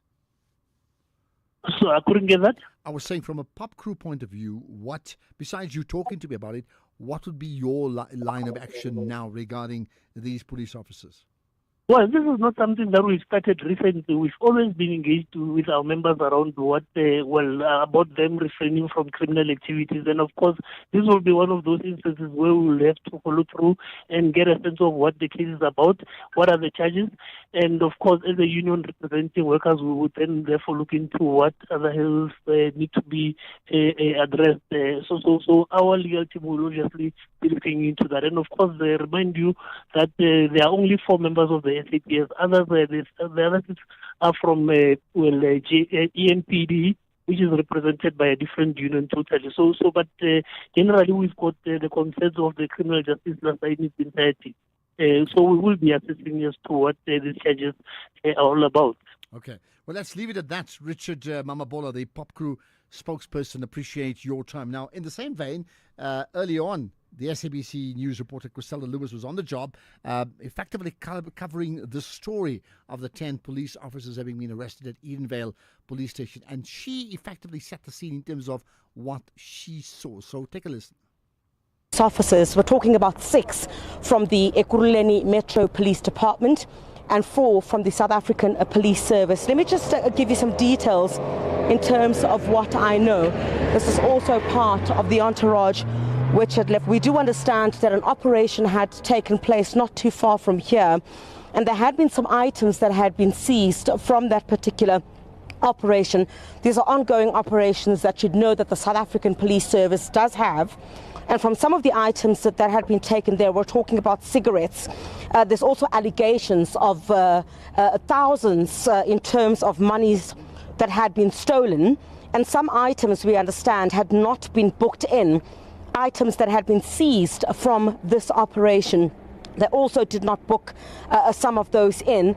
And I do understand that to the amount of about 35,000 Rand had been taken from that particular scene. Those, of course, are still allegations at this particular point, but we're live at the Edenvale police station at this particular point where 10 police officers have just been arrested, and these are 6 officers from the Ekurhuleni Metro Police Department and 4 from the South African Police Service in Tsakane. Allegations that they're facing, Juliet, as we indicated, allegations of corruption and alleged theft relating to a raid that had been conducted, the ongoing raids that the South African Police Service or operations. You would have quite a number of multidisciplinary teams that will be involved in some of these operations. So in this particular operation, it is alleged that these 6 EMPD officials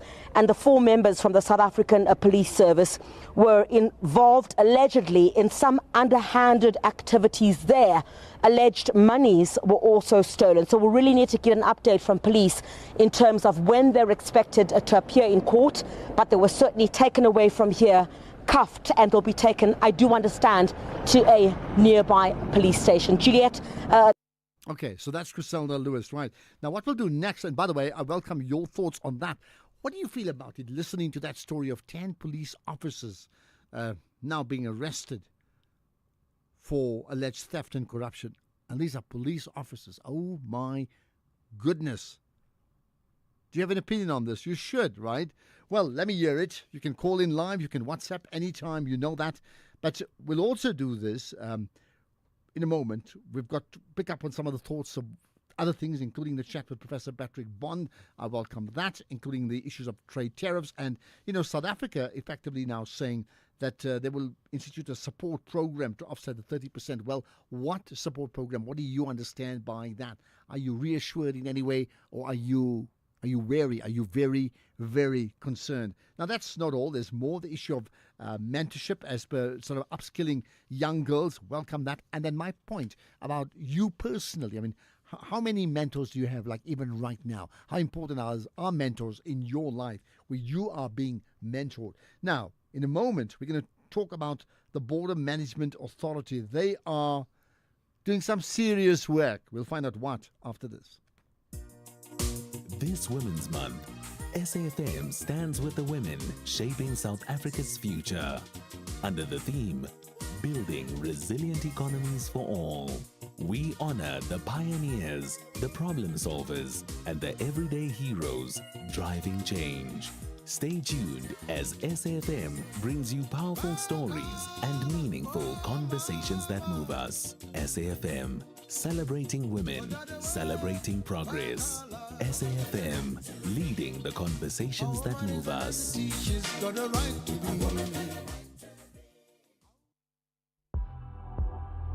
X at SAFM Radio and at Ashraf Garda. Okay, so we know about border management, and it's a big issue in South Africa. Why? Because of the, not even an allegation, the sense that many people somehow skip through our porous borders, but there's a plan in place now to ensure that those holes are all closed. And one of them is not just a physical closing of a hole. If you think of a fence that's been sort of repaired, no, it's not like that. It's a lot more modern. It reflects technological advancement to ensure that checks and balances are in place. So what are they? Let's find out with Dr. Michael Masyapato, the Border Management Authority's Commissioner. Dr. Masyapato, as always, good to connect with you on the National Pulse. No, thank you very much, Ashraf. We appreciate the opportunity as the BMA. Thank you so much. Right. So, well, tell me about it.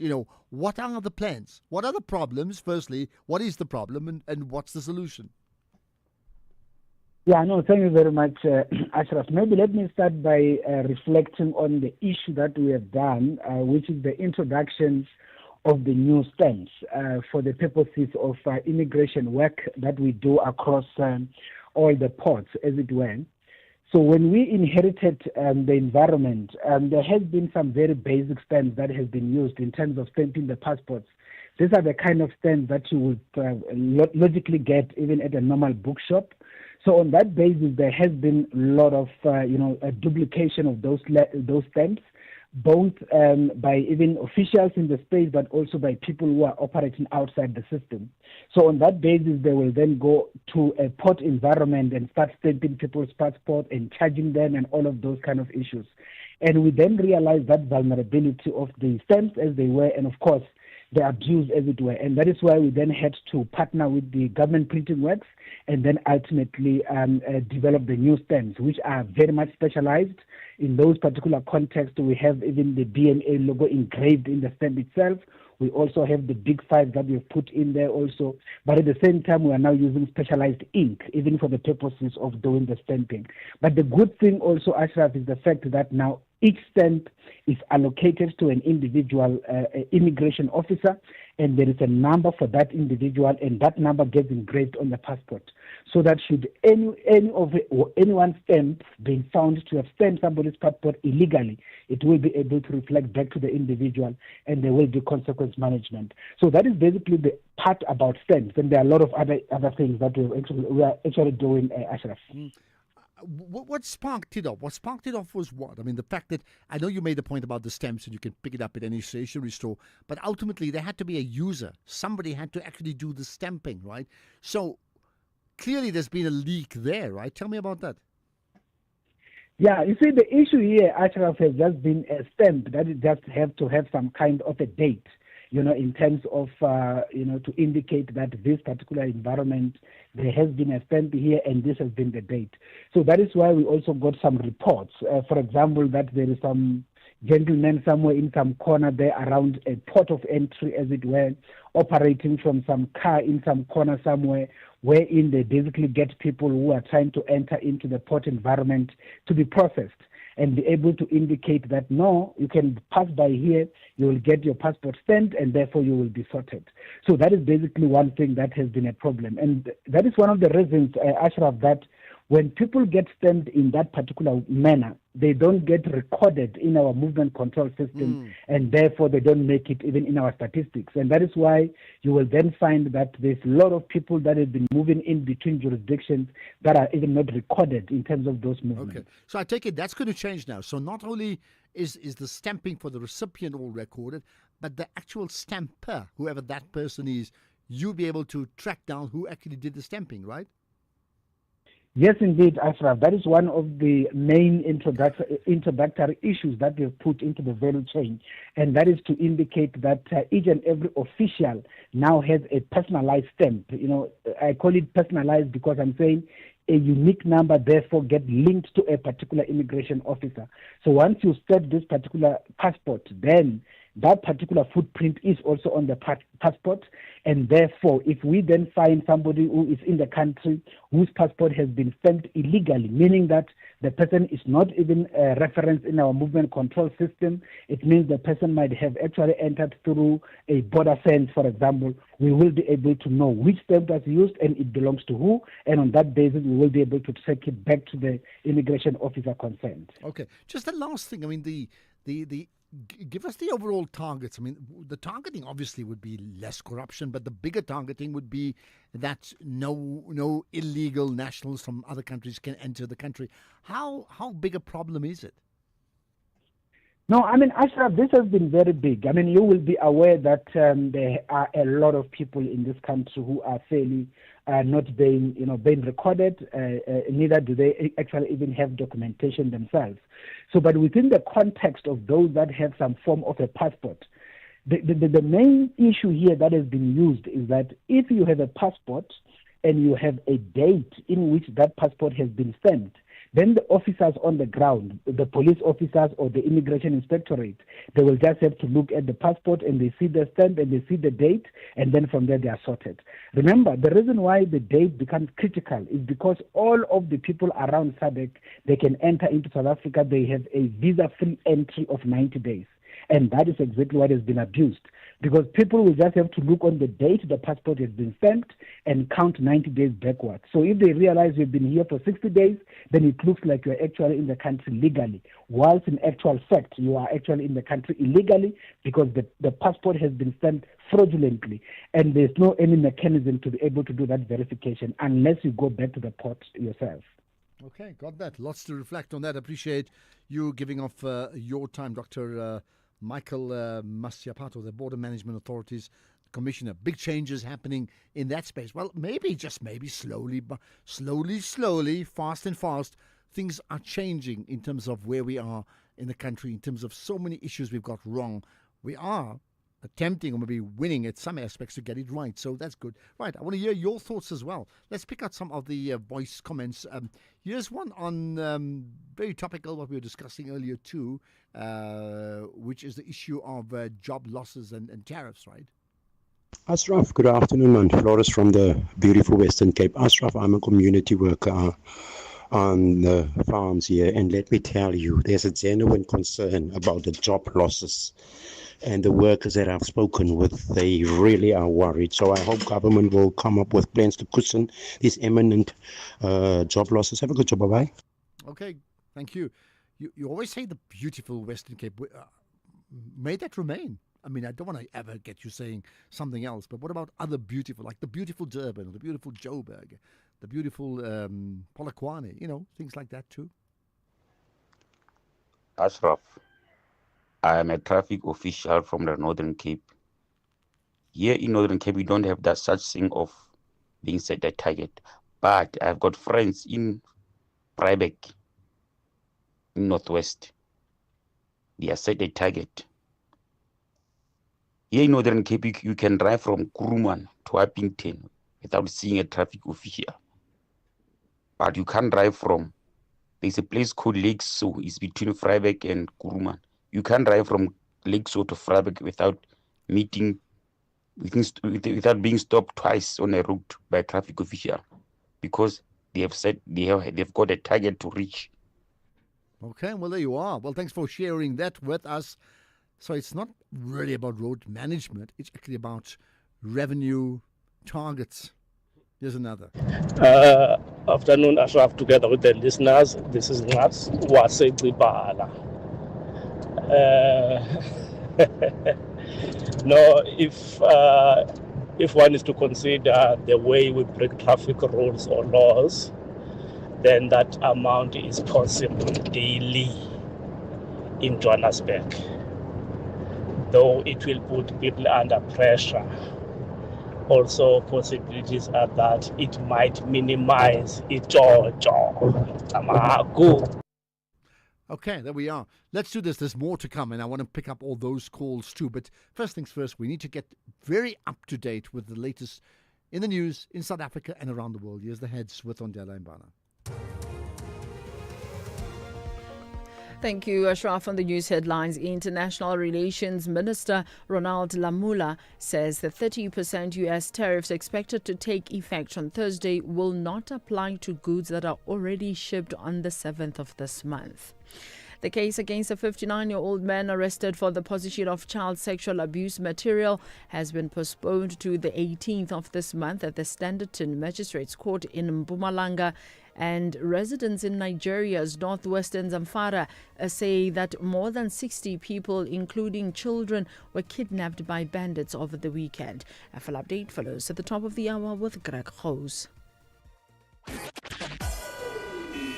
SAFM, guiding you through the rush hour traffic. Good afternoon. Starting off in Gauteng, the N3 southbound in Edenvale, queuing towards Linksfield Road. The N12 R24 westbound in Bedfordview, queuing on both routes towards Giluli's interchange, and the M1 southbound queuing towards Boysons. In KZN, the M4 northbound queuing at Blue Lagoon, the N3 westbound in Pietermaritzburg, is where stationary truck is reported before Market Road, and on the N2, a crash on the link to the N3 west at Spaghetti Junction. In Cape Town, the N1 outbound has heavy traffic reported towards Okavango Road, the M5 southbound queuing towards Milner Road, and Hout Bay Main Road is where crash is reported north of Hout Bay. With your traffic update, I'm Irma G. This is SAFM Sports with Doming Khapele. All right, to me, that sort of off-season in football is like just about gone. Certainly in Europe, there's like a week or two to go, and the same in South Africa with the MTN8. So now there's an actual countdown to the league, right? Absolutely. Which means there's boardroom plotting and planning. Tell me about that. Yeah, they're still plotting and planning, specifically on the side of Stellenbosch FC, who are looking to beef up their side with 6 more players. This is ahead of Sunday's opening Betway Premiership clash against Kaizer Chiefs. Now, 2 new foreign signings, Turan Montov from Azerbaijan and the Belgian defender Henry Stanek, are still awaiting work permits from the Department of Home Affairs, while the club is also sorting out paperwork for Ibrahim Jabbar, who is their Nigerian midfielder. There was also a hitch in registration for striker Muzo Mutlekanyu, who was the top scorer in the Motsepe Foundation Championship last season, while Tapelo Mukobodi from Maruma Gallants and Mteteli Mtiani from Milford only arrived at the club late last week. Meanwhile, here's Mamelodi Sundowns coach Miguel Cardoso on how Sundowns go about their transfer business and player recruitment, also just including what is happening around Thembinkosi. It was a big challenge to understand how we would prioritize or the rest, the active recovery, or the again return to the preparation. And we decided to give the boys 3 weeks full rest. Obviously, that in the last one we already had individual plans that we advised, and we also received some players already to work on those plans so that the losses would not be big.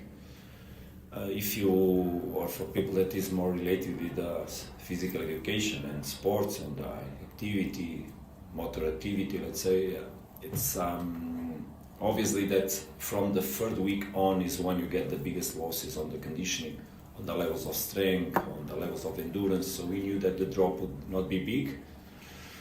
So we understood that 2 weeks, if we would not change too much on what we want from the team in terms of behaviors, we could pick the pace quicker. So it was our concern, obviously, not to introduce big changes in terms of behaviors in the pitch from what we wanted, so that the team could come back quickly on what we were doing before. And during these 2 weeks, we just worried about lifting a little bit the condition of the players, but throughout the training sessions where we exercised mostly our game, because we knew the drops were not big. Also, the players must be congratulated, because during 3 weeks we didn't see many losses, so the players came all of them in good condition, on the right weight. Elsewhere, Song Heung-min is expected to join Los Angeles FC for around £20 million. This is after announcing his departure from Tottenham over the weekend.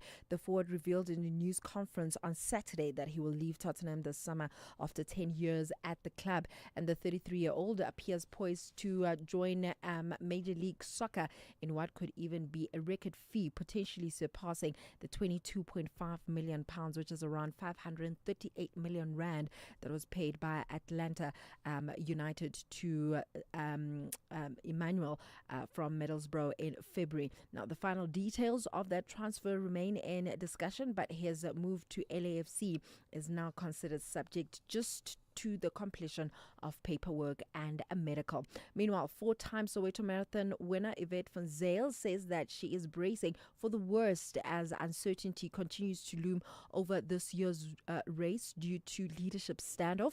The Soweto Marathon Trust and a newly established non-profit organization group are locked in a power struggle over the event's hosting rights. Now, van Zyl, who is eager to compete, says that she's working on a contingency plan in case the marathon is called off.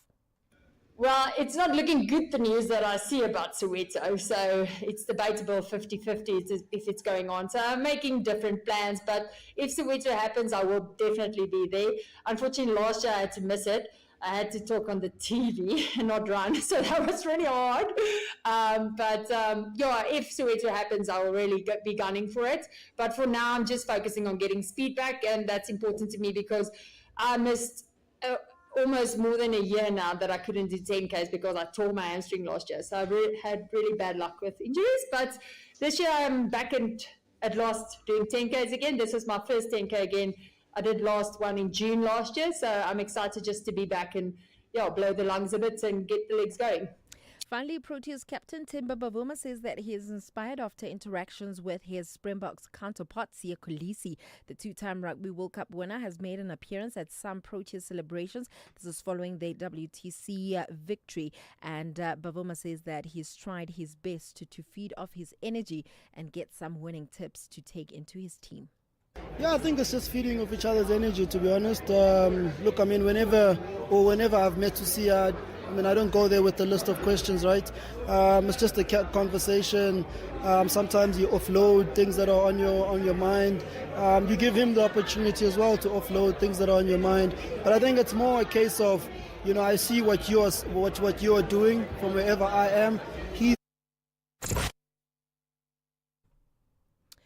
Well, before I go, Ashraf, I think it's great to hear that, one captain to the other, they're able to conversate, especially looking at cricket and rugby. And I wish the same would happen, especially when it comes to football and other sports.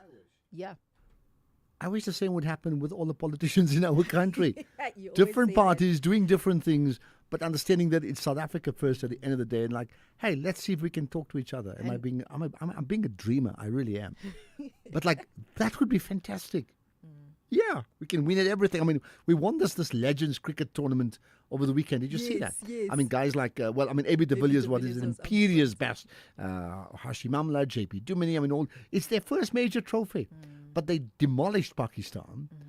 And it just shows you when we get our act together as a country, goodness, we are far better on multiple levels than we make ourselves out to be. I said so the other day, by the way, and it's not a sports point, to say South Africa suffers from a low self-esteem. And the reality is, I don't know why. Because there are other countries that have bigger messes than us, and they've got this cockiness about themselves. Sure. We need to change that. Yeah. I think also, just to add on to what I'm saying, federations could also benefit from learning from the federations that are running things proper. And just to get, ideas to change their perspectives in terms of how to get it working. Well, maybe they say they are talking and see what's that got into big trouble. So I don't know. But anyway, I get the point. Collaboration and sharing of templates, I think it's just so, it's what South Africans should be doing. Yeah. EFC is live this Thursday in the heart of Africa. Battle lines are drawn. Africa's best face Europe's elite. Vili, the White Lion van Rooyen, is now back to defend his title against Anatoly Gaffin. And Ntando, the Zulu warrior zombie, receives the challenge of the fearsome Muhammad Salohidinov. EFC 126 is live this Thursday from the World Sports Betting Arena. Watch it on SABC Sport Channel on DTT Channel 4 from 7 p.m. Brought to you by SABC Sport.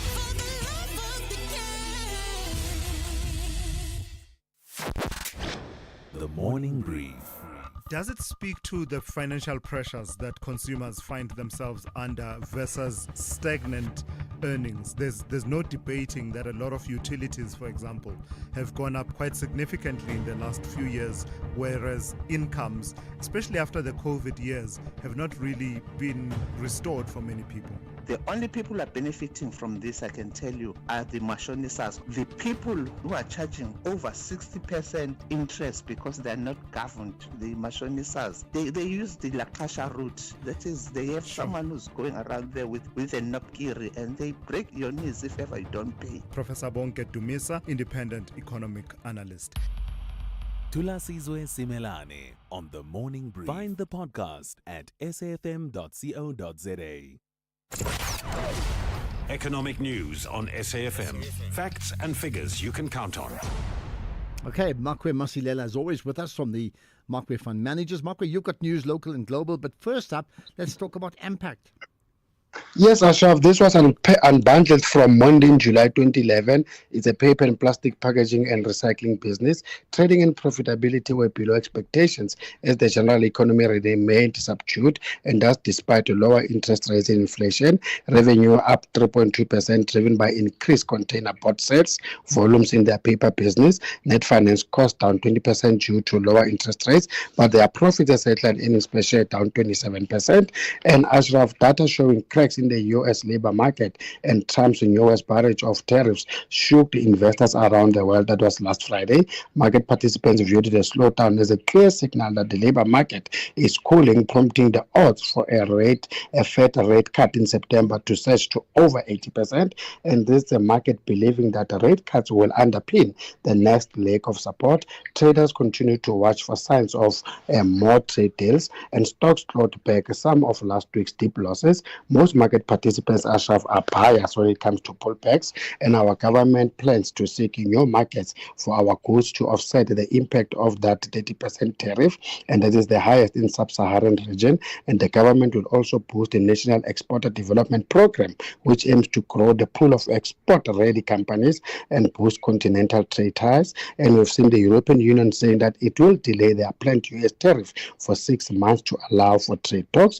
Oil prices dropped after OPEC Plus agreed to another large output hike in September, though traders remained wary of further sanctions when it comes to Russia.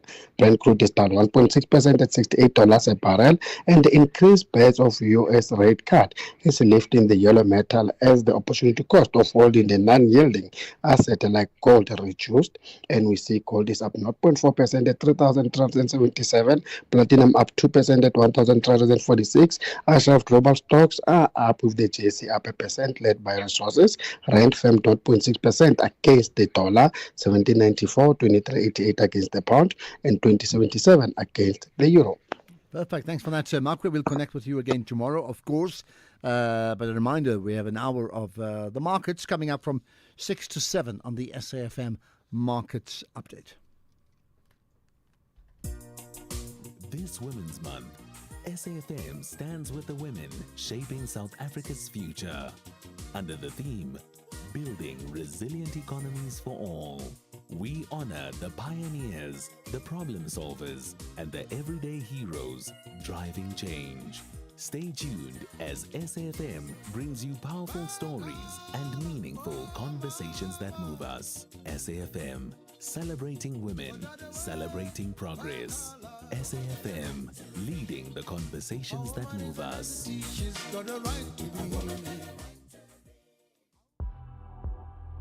X at SAFM Radio and at Ashraf Garda. Okay, let's get into other issues. I'll take your calls as well just now. But here's a story that will strike a nerve, isn't it? And certainly get the pulses racing. Around more than 490 alleged illegal miners arrested at the Sheba Gold Mine in Barberton were expected to appear in court today. Why? Well, they're facing charges for contravening the Immigration Act and for trespassing as well. Now, the SABC News reporter Michael Ndluli has been following that story in the Barberton in Mpumalanga court. Michael, appreciate your time here on the National Pulse. Yeah, good afternoon to you, Ashraf, and to your listeners. Okay, I would take it this is a story of high drama. Maybe fill in the pieces for us.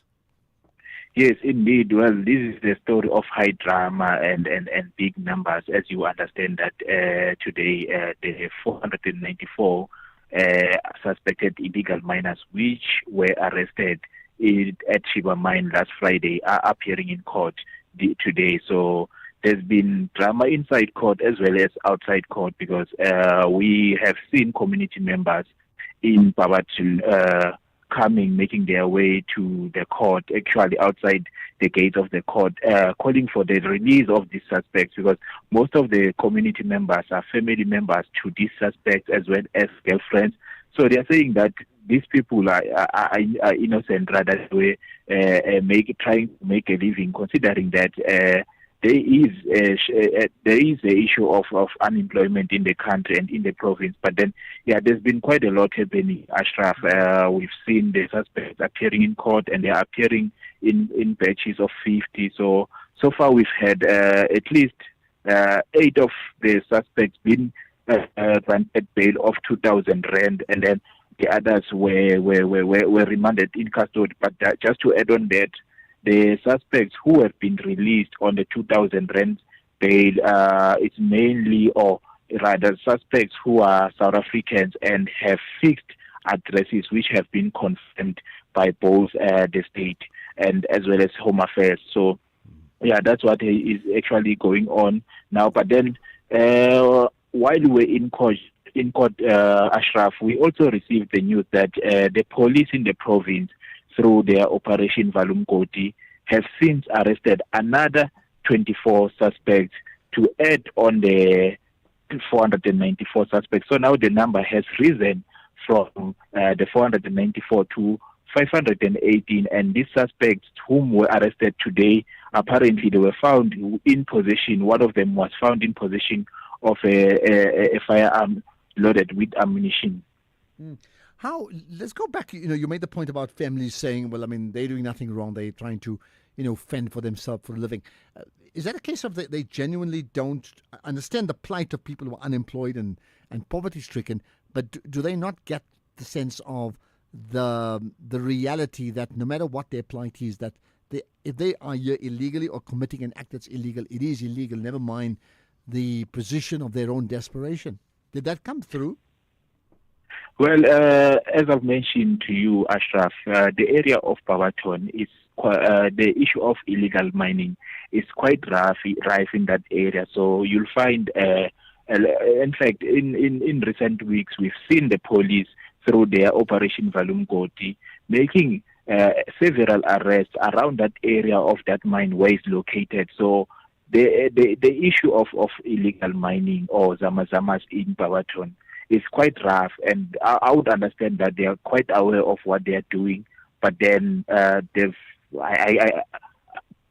it's just an issue that is quite rife in that area. So, and even the police, as much as they are trying to make efforts to clamp down this issue, but it's quite rife to such a point that even some of the community members in that area who are against this issue of illegal mining are even scared to speak, even when you want to approach the unions to sort of engage them around this issue in that area. They are quite scared to come forward to speak to us as members of the media, because this thing is happening almost everywhere in Barberton. Most people are engaged they seem to be engaged in illegal mining. We also understand that this issue of illegal mining, Ashraf, we've heard stories that it has even led to even gangsterism in that area. So it's quite a sad issue happening in that area of Barberton, Ashraf. Is there anything else you can tell us in terms of, sadly, the moods of the families, considering the implications of what's going to happen next to these people, to these miners? Well, so far what I can tell you, Ashraf, in terms of the family members, they are quite upset, or they are quite angry rather, because they are adamant that these people should be released. But the police should focus on hardcore criminals, which they say people who are committing serious crimes in that area, and let these people continue with what they've been doing, because that's how they've been able to support their families. And then in terms of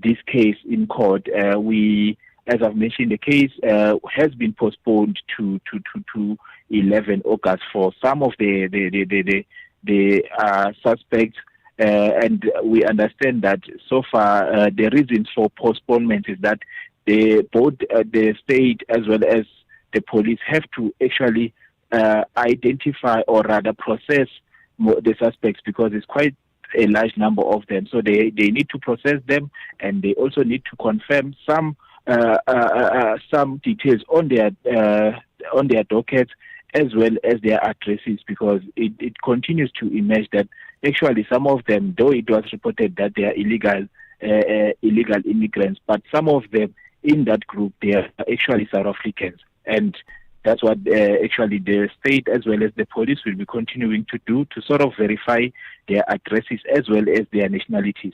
Okay, got that. Appreciate your time on this issue, and we'll see how that develops with Michael, including the SABC News reporter in Barberton in Mpumalanga province. Now it's time for you. Yes, you're on the pulse. I want to feel you.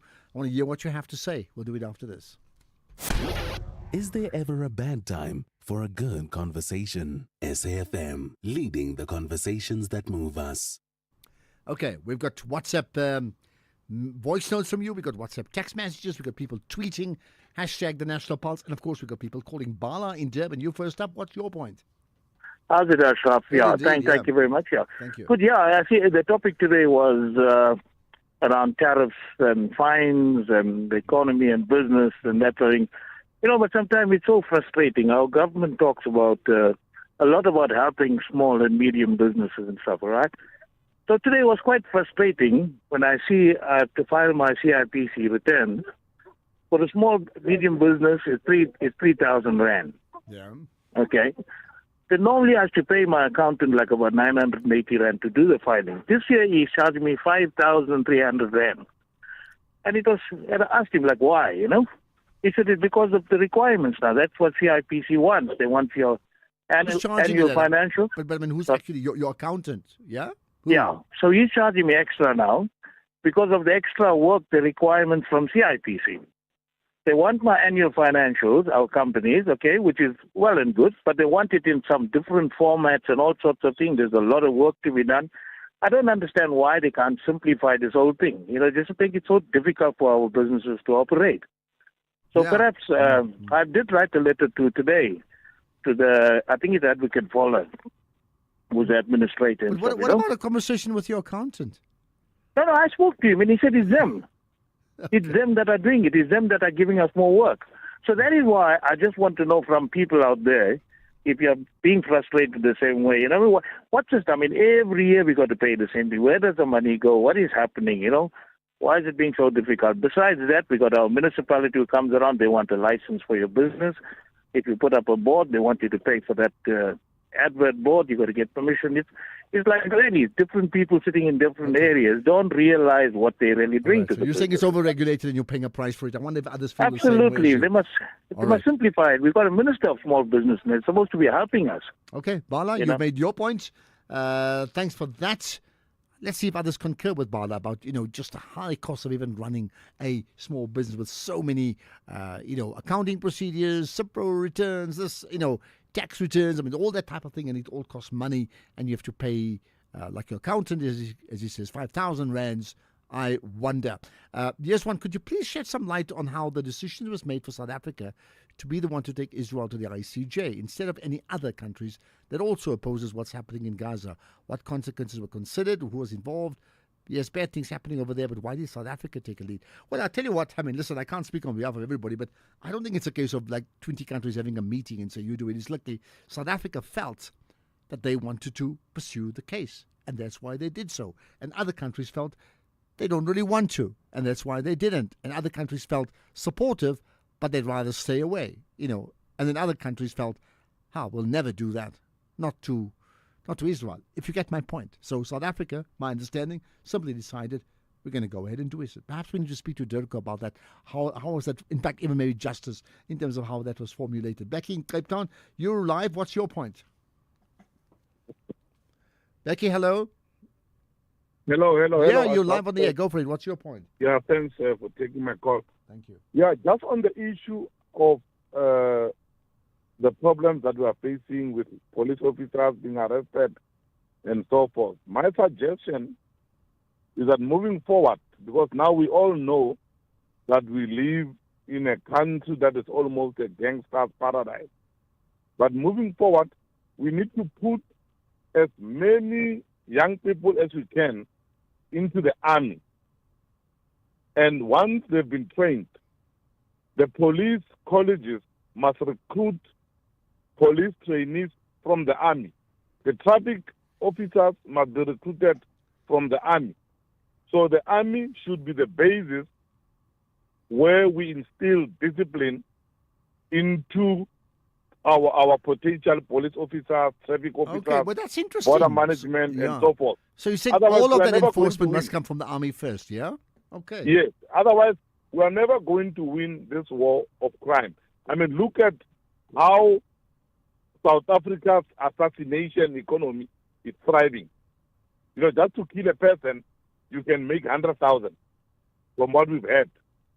The assassination economy is thriving. The drug economy is thriving. Human trafficking is thriving. All kinds of crimes are thriving. All criminals from all over the world are in South Africa. And we must never underestimate the challenges of crime that we are facing as a country, including criminals that have infiltrated the security forces. All right. Thank you, Ashraf. Becky has made his point. I tell you what, does he have a point? Really? Think about it. Vuyiswa, do you have a point? Let's go for it. Yes, I want to weigh in. Thanks, Ashraf, for taking my call. I want to weigh in, like the whole of last week, we've been engaging on this tariff Trump story and what have you. For me, I was so much offended when you said that whether you like Trump or not, and whether you like America or what, but the fact is that it is a country, he's leading a country with important people. It's not important because we are so important because you can't be a superpower if you don't control Africa. So what Trump is crying for is to control the continent, is control our leaders and tell them what to do at the expense of the poor Africans. These minerals belong to us. They don't belong to the leaders, neither do they belong to Trump. So how did they? So now I'm talking about now, not before. How did all these African countries right now allow themselves then to be sold off? Yes, what about because we are not free. Who says Africa is independent or South Africa is independent? We would never been independent. If someone gives you independence, you must be really independent. But if someone gives you independence and tell you how to eat bread in the morning, drink tea, and how to sleep and how to do what have you, So what's your definition of an independent country? We're supposed to enjoy freedom, which we're not enjoying at all. Okay. We don't have it. Because the very same colonizers, imperialists, are still running the shows. Okay, got that. Vuyiswa's put that issue on the map, or on the agenda, I should say. Thank you for that. Right, there's more to come, of course, right? And you know what? We have calls across the board. Here's an interesting one. Good afternoon, Mr. Ashraf. Mr. Ashraf, can government be in a drive, please, to employ more white police officers? I'm black myself, but truth be told, as black community or black people, we like cold drinks too much. The police, the black police, they like bribes too much. Can they please recruit more white police officers, man?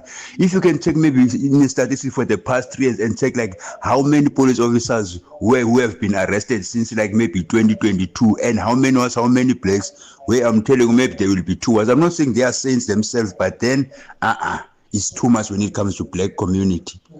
Okay. More especially the police officers. They are not there just because they are there because they love the police job. They are there for money because there are no jobs. Thanks.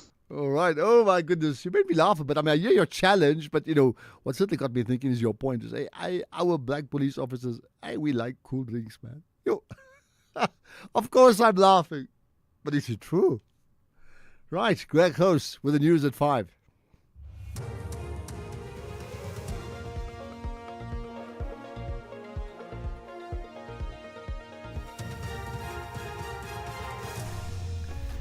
Thank you, Ashraf. Minister Lamola speaks on US tariffs and scores of people kidnapped in Nigeria. Good day to you. The Minister of International Relations and Cooperation, Ronald Lamola, says the 30% US tariffs expected to take effect on Thursday will not apply to goods that are already shipped on the 7th of this month. The Minister was addressing a joint media briefing with the Department of Trade and Industry in Germiston, east of Johannesburg. The US accounts for 7.5% of our global exports. Thus, we will continue to engage the US with a view to conclude a deal that advances the interests of both countries. South Africa seeks to conclude deals that promote value addition and industrialization, rather than extractive relations that deprive the country of the ability to beneficiate our mineral wealth by mimicking extractive colonial-era trade relations. Police in Neist in the Western Cape are investigating an alleged vigilante attack which led to the death of a man at Neckies. Police say 4 suspects were arrested in connection with the incident. Police responded to the attack and found the body of the man with multiple injuries. He was declared deceased on the scene. The suspects are expected to appear in the Knysna Magistrates Court facing a murder charge. More arrests could be made. Scores of people have been left homeless after a fire swept through an informal settlement near Plettenberg Bay in the Western Cape. In a statement, the Pretoria municipality says it's supporting the affected people and also improving safety in vulnerable communities. Gift of the Givers says food parcels, bottled water, blankets, hygiene supplies and other critical items have been sent from Cape Town in response to the fire. The case against a man arrested for the possession of child sexual abuse material has been postponed to the 18th of this month in the Standerton Magistrates Court in Mpumalanga. Gerhardus Lombard was arrested during a joint operation by police and the U.S. Department of Homeland Security. While processing the scene, the team discovered 15 licensed firearms and several digital devices. Forensic experts also uncovered more than 56,000 videos and images depicting child sexual abuse material. Sachin Naidu reports. Gerhardus Lombard made a brief appearance in the dock today before his case was postponed for a formal bail application. He was arrested on Wednesday last week after an integrated law enforcement team executed a search and seizure warrant. The operation was led by the Serial and Electronic Crime Investigation Unit in Mpumalanga, with support from the Department of Homeland Security Investigations, the U.S. Embassy and the local Criminal Record Center. His arrest brings the total number of arrests made under Operation Bad Vibes to 16. Sasha Naidu, SABC News, Mpumalanga. Further afield now, residents in northwestern Nigeria say more than 60 people, including children, were kidnapped by bandits over the weekend.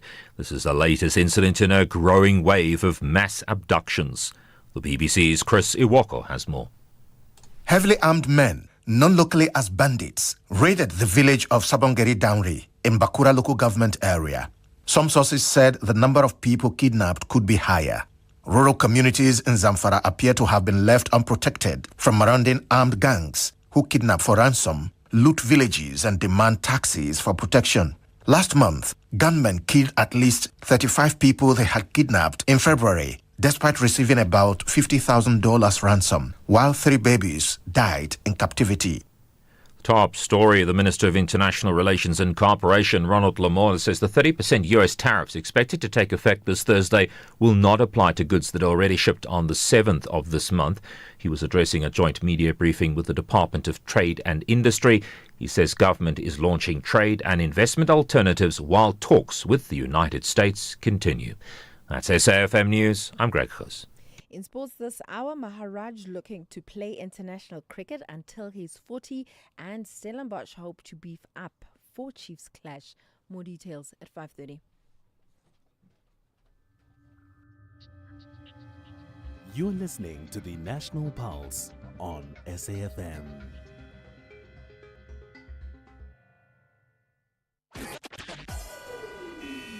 SAFM, guiding you through the rush hour traffic. Good afternoon. Starting off in Gauteng, the N1 northbound in Midrand, slow moving towards Samrand Road. The N3 northbound in Bedfordview has a crash on the ramp to the N12 East at Kiluli's interchange. And the R55 northbound in Crawthorne has a crash reported near Tamboti Road. In KZN, Umgeni Road westbound slow moving through Springfield Park, and on the N2 a crash reported on the link to the N3 West at Spaghetti Junction. In Cape Town on the N1 outbound heavy traffic reported towards Coburg interchange. The N7 Jakes Hadville Drive northbound has flooding reported between Frans Conradi Drive and the N1 highway, and Coburg Road southbound in Brooklyn has a crash at the N1 Coburg interchange. With your traffic update, I'm Irma G. The Uganda Cranes have a huge responsibility to exhilarate their fans on home soil. Meanwhile, the Desert Foxes believe they will prevail away from home. This is the Total Energies African Nations Championship 2024. Catch Uganda versus Algeria this Monday, 4 August at 7 p.m. Live everywhere for everyone on SABC Plus. Proudly brought to you by SABC Sport. For the love of the game.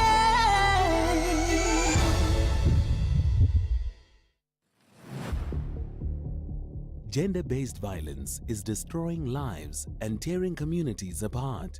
It happens in homes, in schools, at workplaces, and too often in silence. But it doesn't have to continue. If you see it, speak out.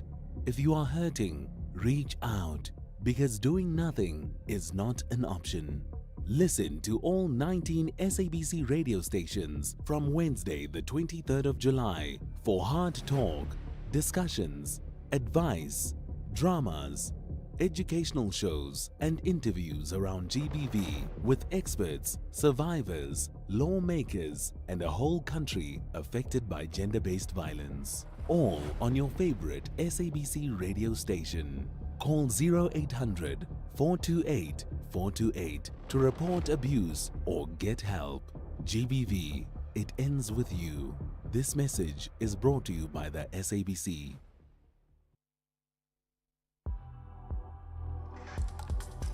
The National Pulse with Ashraf Garda on SAFM.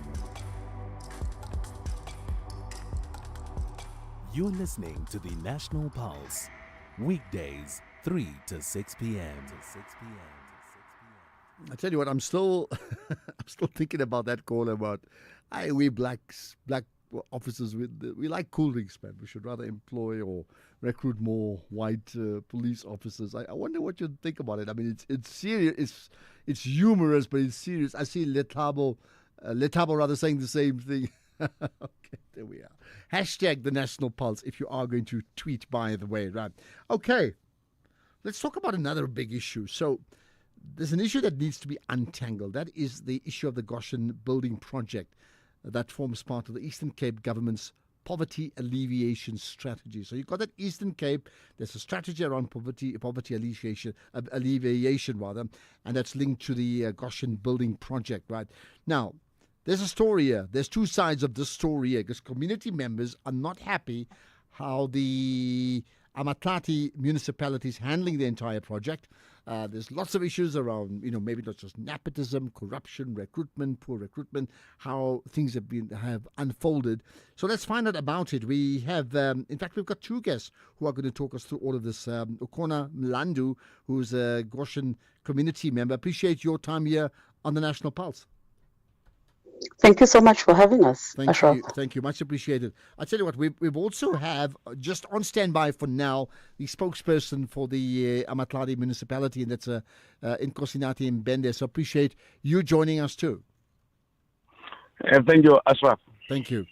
Let me start then with you, Ukona. So perhaps just set the scene for us. What should have happened? What's the problem? What should have happened? What's the issue now?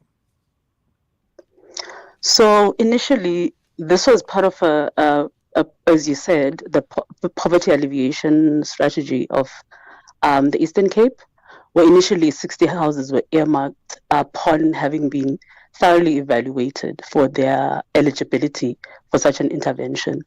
The community felt that the number was too small. They asked that the government reviews that. When the project returned, there were 100 houses that were approved. So basically, the problem starts where the very same ward council committee fraudulently appoints itself as the project steering committee for the building project. So we don't have record of a general meeting of us in the village. I live in the village, having been convened to appoint this project steering committee. So they unilaterally appoint themselves. Then this happens under the endorsement and the watch of our ward councillor, Nonganyiso Chali, who is the overall head who's supposed to be overseeing governance at that level, right? So post their self-appointment, they intentionally convene meetings that are not adequately and timelessly publicized. Typically here, there's a hailer that goes through the village that announces meetings. This has ceased to happen. And it should also be said that the meetings are just for beneficiaries. And so there has been no participation of the public. So there's lack of representation in the fraudulent PSC and the decision-making processes. And some beneficiaries whose circumstances met the criteria for the strategic objectives of this program, national program, provincial program, have been removed from the list. The list is being constantly manipulated. It hasn't, like, it's top secret. You don't ever get to see it. There's one list that's going around that has the logo of Human Settlement, but where the list stands right now, it's not something that's made available to the community, despite there being obvious questions about it. And some beneficiaries whose circumstances met the criteria have been removed. And then the families of the PSC and the ward councillors are repeat beneficiaries. We have, in the list that we have available to us, we have a wife, a husband, their children, their twin, for example, and the twin's son. So interesting things. So there are families who do not meet the criteria of being destitute, who are also, like, because the building is ongoing, so there's materials dropped, there's foundations that are being built in front of houses that do not need. And so so that's the lay of the land. And I'm imagining you're going to ask me what we would like to see happen in order to feel like I will do that in just a moment. Perhaps before I get there, I mean, I've heard you set as you said, the lay of the land. How is that playing out in terms of affecting the lives of the people of that community? Because ultimately, yes, we can talk about whole lots of allegations, but you want to see how that shifts what happens or what doesn't happen in terms of the day-to-day lives of the people of that region. So tell me about that. So it's actually quite a tragic unfolding. It's such a difficult time to be in this village right now. Our village is not very big. It's a very tight-knit community. We're all related to each other. And basically what this lack of kind of intervention and accountability has meant that there's so much tension. There's now seeds that are being planted, such as you'll hear somebody like Simpiwe Mabunu, who is the chairperson of the ward council, who is also in the provincial steering committee, who is also the community liaison officer, saying they are not going to hear the views of people who are not in the village full time. So there's an us and them. Then there's talks that the people who are wanting things to be done right, who are wanting the proper beneficiaries, deserving beneficiaries to get this intervention, are jealous of the people who are working. Whereas in a community where there's huge numbers of unemployment, of course, when people find an opportunity to get any kind of work, they will accept it. That it comes with the condition of having to feel like they need to grovel. The recruitment process is not transparent at all. 1 week people are working, 1 month people are working, then they are told they are being in this course, I don't have an English word for this. And then indefinitely, there's no way of knowing when they'll come back. So there's a very tragic colonial strategy of divide and conquer that is being used, and there's a very tragic silencing. So typically, last Thursday, we get called into a meeting, and because previous meetings where Mayor Nongai had been present and Human Settlement had been called to address our concerns, the community was never given a chance to speak. She unilaterally said the project continues, whether you like it or not. She shamed the people who had reported the matter, and then she set a precedence that the people of this community have nowhere to run. Okay. Now we get called again by the ward councillors who closed the meeting unilaterally in a meeting just last Thursday without giving people an opportunity to speak. Right. So the silencing, but there are signatures behind an online petition that obviously indicate that there is a problem and there are people whose voices are not being heard. So let's talk about this petition and the demand really from the people. What are the demands? So at a basic level, and look, it is understood that the project is in progress, right? But there's something that can be done by Human Settlement in terms of making sure that with the list that was approved versus where the building is happening and the eligibility, there needs to be another round of oversight to address whatever has happened in between all of that. Because you have situations where people would have taken a picture in front of a destitute-looking home or built a shack specifically to pose as destitute. And now they've been allocated plots in communal land. And this village has a history of how we handle allocation of plots. And these people are basically stealing communal land to allocate plots. All right. So things like that. All right. Let me just pause for the moment because I'll come back to you about your actual demands, because I want to now bring in the spokesperson for the Amatlati municipality that's in Nkosinathi Mbende. So you've clearly been listening, and let me give you then the opportunity to respond. Thank you very much, Ashraf. I hear the complaints from the community, and I am very worried that on how the matter is being explained at this platform. First, the project is as old as 2015, Ashraf. The site, in fact, the community of Goshen was identified as one of the poverty-stricken areas, not by the municipality, but by social development. And at that time, the Office of the Premier had not developed a strategy that is actually working on. And at the time, they identified about 60 people who were really the victims of that poverty streak. Then in 2023, when the Office of the Premier invited the municipalities to submit the areas that can be focused on in terms of poverty alleviation, then Amatlati municipality had to go back to its files, find the name of the Goshen community, and then submitted that name. So that project is that old. Then the second thing that happened now is that when the assessment is done for the second time, now people that are stricken by poverty were obviously more than the number that was actually written in 2015. Hence now the project was increased into 100. However, Ashraf, the 100 is a small number, but that's what the funding now was only able to cover. There are more people than 100 that really need that kind of support.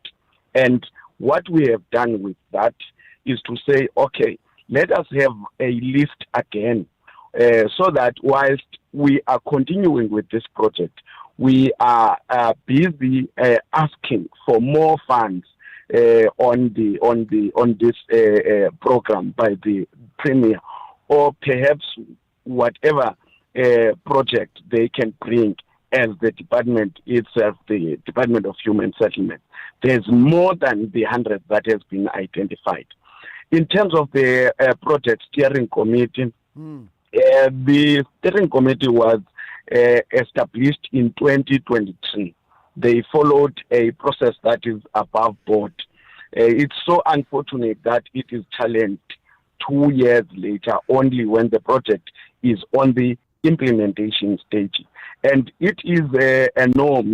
You would find this in many communities, where now people that were not necessarily around, perhaps they were working in Cape Town, working in other areas, they were not part of the community by that time.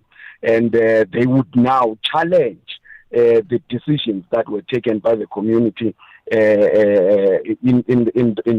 those days. We do have a record of the meeting in terms of the attendance register, the minutes that were taken in the meeting. Hence, there is a reference of a chairperson of that steering committee, and that reference has not been made by me. It has been made by the complainant herself. So you can tell that there is a committee that has been established that they also do know. Okay. So let me put you on pause, because what I'd like you to do is, in the light of the comments made by Okona, and certainly from your side, Nkosinathi saying, refuting some of that, I'd like you to therefore talk to her directly, and then I'll give her the chance to talk to you directly, which we'll do right after this.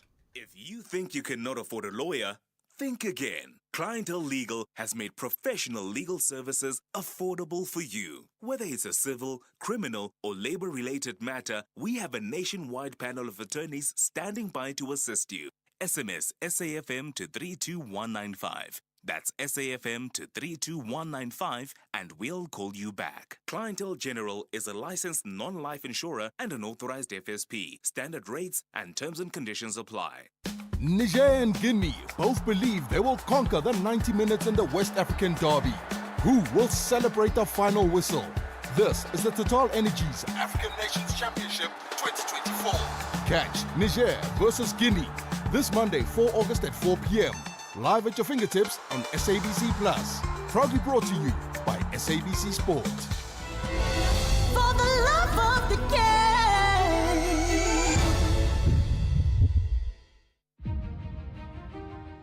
This Women's Month, SAFM stands with the women shaping South Africa's future. Under the theme, Building Resilient Economies for All. We honor the pioneers, the problem solvers, and the everyday heroes driving change. Stay tuned as SAFM brings you powerful stories and meaningful conversations that move us. SAFM, celebrating women, celebrating progress. SAFM, leading the conversations that move us. X at SAFM Radio and at Ashraf Garda. Right, let's get back to that conversation we've been having with two significant stakeholders in the community of Goshen. We have Okona Mlandu, who speaks on behalf of the people, making a series of comments and allegations around mismanagement to a large degree from the Amatlati municipality and the different wards. And then, of course, we've got Nkosinathi Mbende, who's just responded. He's a spokesperson for the Amatlati municipality. So let me put it this way to you, Nkosinathi. I mean, Okona said a lot of things, and I want you to effectively then speak directly to her in the light of what she said and what you've said. So go ahead and tell her. Thank you for the opportunity, Ashraf. I would like to say to you, Okona, we knew that the numbers, 100 is a small number compared to the people that actually need housing in the area of Goshen. So we all are frustrated, but we cannot, because of that kind of frustration, stop the project that is going to benefit the very same people that we say they are all related. The few houses, the 100 that we have received, beneficiaries are people of Goshen. and they have been verified. The Department of Human Settlement has confirmed to the municipality that the verification was actually done. In fact, our own officials from economic development and spatial planning, they were part of the team that was doing the verification. I can agree here, Ashraf, that... don't talk to me. I'm saying talk to O'Connor directly. Okay. Akon, I can agree. There were few minor issues like the ones you are talking to. One female that was not available at the time when documents were required. She was working in Amtata. Documents were required, and she was not there to be found. That was one. Then the other one is someone who has a house. They appear in the human settlement system. They do own houses in Gauteng. So that person cannot be forced into the system while owning a house elsewhere. So for those few issues, we could not stop the project to await until the person is deregistered from owning a house in Gauteng. We can continue with the people that stay in Goshen. At the end of the day, the whole issue was about ensuring that people of Goshen benefit from the 100 houses. All right. And this is what we are actually doing. At this stage, I would want us to join forces, trying to ask for more in the departments that when are you say join forces with who? With the community led by people like O'Connor? O'Connor, who is actually representing some members of that community. Okay. So we can join forces with Bondia. We worked with all stakeholders there. There is a Mr. Tofa that represents Sanko there.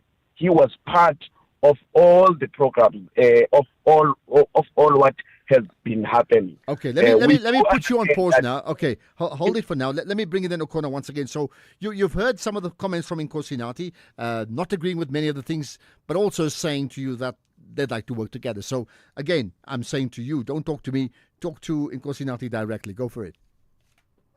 Sir, so the very Mr. Tofa that you mentioned, that as a representative of the community, is the Mr. Tofa who chaired a meeting last Thursday where, when the community was asking for a continuation of a conversation that did not happen adequately, where the mayor came and refused to give the opportunity to the people of Goshen to raise their concerns, closed the meeting unceremoniously. That's what the mayor did. When we as the community had requested Human Settlement to come and address our concerns, the very same Mr. Tofa did the same thing just this last Thursday of closing a meeting unceremoniously when people wanted to speak. So Mr. Tofa is part of the problem. Mr. Tofa rules Goshen like it is his. He bullies the people of Goshen. We have witnessed it time and time again. The reason why we had come to seek an intervention from higher powers than what is available to us is because we were not getting anywhere with this locally, right? Okay. So also then, what I would like to ask you then, sir, is to make a commitment in front of the people of South Africa to mandate the people who sit with the minutes of this meeting where this committee was convened to take pictures of these minutes by this evening and post it on the Goshen Forum group so that we all have access to it, together with the signatures. We assume they keep records. We assume that these records are readily available, as you have stated here. So what we would like as a commitment from you in front of the people of South Africa is a copy of these minutes, images of it. Everybody has a smartphone. This evening, to appear on the Goshen Forum page. Okay, secondly, publicize the list as it stands now, for it to stop being a secret, because there hasn't been a point where this list, it will be read out randomly, but where people can make a reference and know exactly who are the beneficiaries. When we submitted the story to SAFM, it was accompanied by pictures where you could see big established house, material and a foundation to build. And we supplied pictures of homes that are destitute. So when you're saying, we understand the limitation of 100 houses, but the point is that the priority should be the neediest of the needy. And this can still be remedied at this point. So this is another commitment. If in the spirit of what you've committed to say, you are interested in joining forces, what the people behind this petition would like is not necessarily that we halt the project, is that right now, with the resources that are available, the people who are prioritized are the neediest of the needy, and we don't have specific families of people who also happen to be part of this committee being repeat beneficiaries of these houses, that the love is spread out to people who need it the most. This can be remedied now. It doesn't mean that we are against development at all, so that then this future project, whose timelines we don't know, can then continue and build on something where everybody in this community gets an opportunity to self-actualize at a pace that is equitable. All right, Ukona, I'm going to leave it at that. We're on to news time. And maybe those pictures, I'll get Vusani, and if you shared it with Tema, my producer, if we can post it on our social media page, I think that's very important. But in Nkosi Nati, I'm going to give you 60 seconds maximum just to respond to that, because we are late. We're on to news time, but I need you to respond to the challenges issued by Ukona to you to say, what about publishing all the things tonight on the Goshen Forum group? Go for it. Ukona is striking me as someone that is not necessarily in Goshen. The list is on the site. It is hanged there. Everyone sees it. That is how people do know that they were on the list. It is because the list is actually pasted there at the site office. So she can go and get there at the site office. In terms of actually going back and starting the list afresh, I wouldn't agree with Ukona.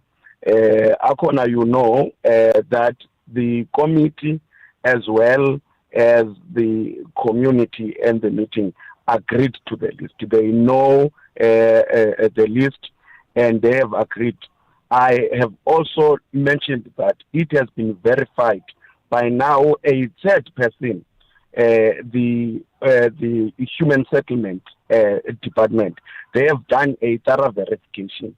That is where they have seen that some of the issues, the houses are not necessarily built on the site where the photo was taken of the dilapidated house. It was taken elsewhere. So that is why I'm trying to say to you, let's work together. Let's learn tolerance.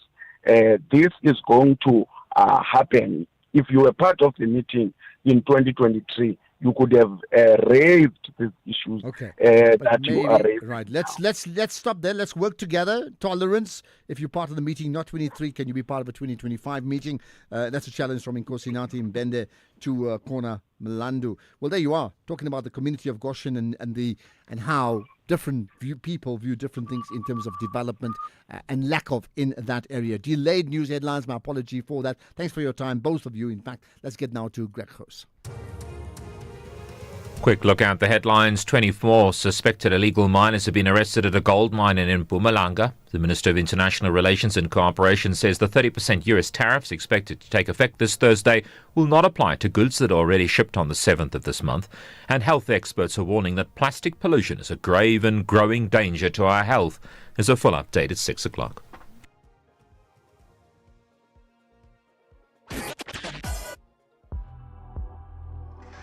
Ashraf Garda on SAFM.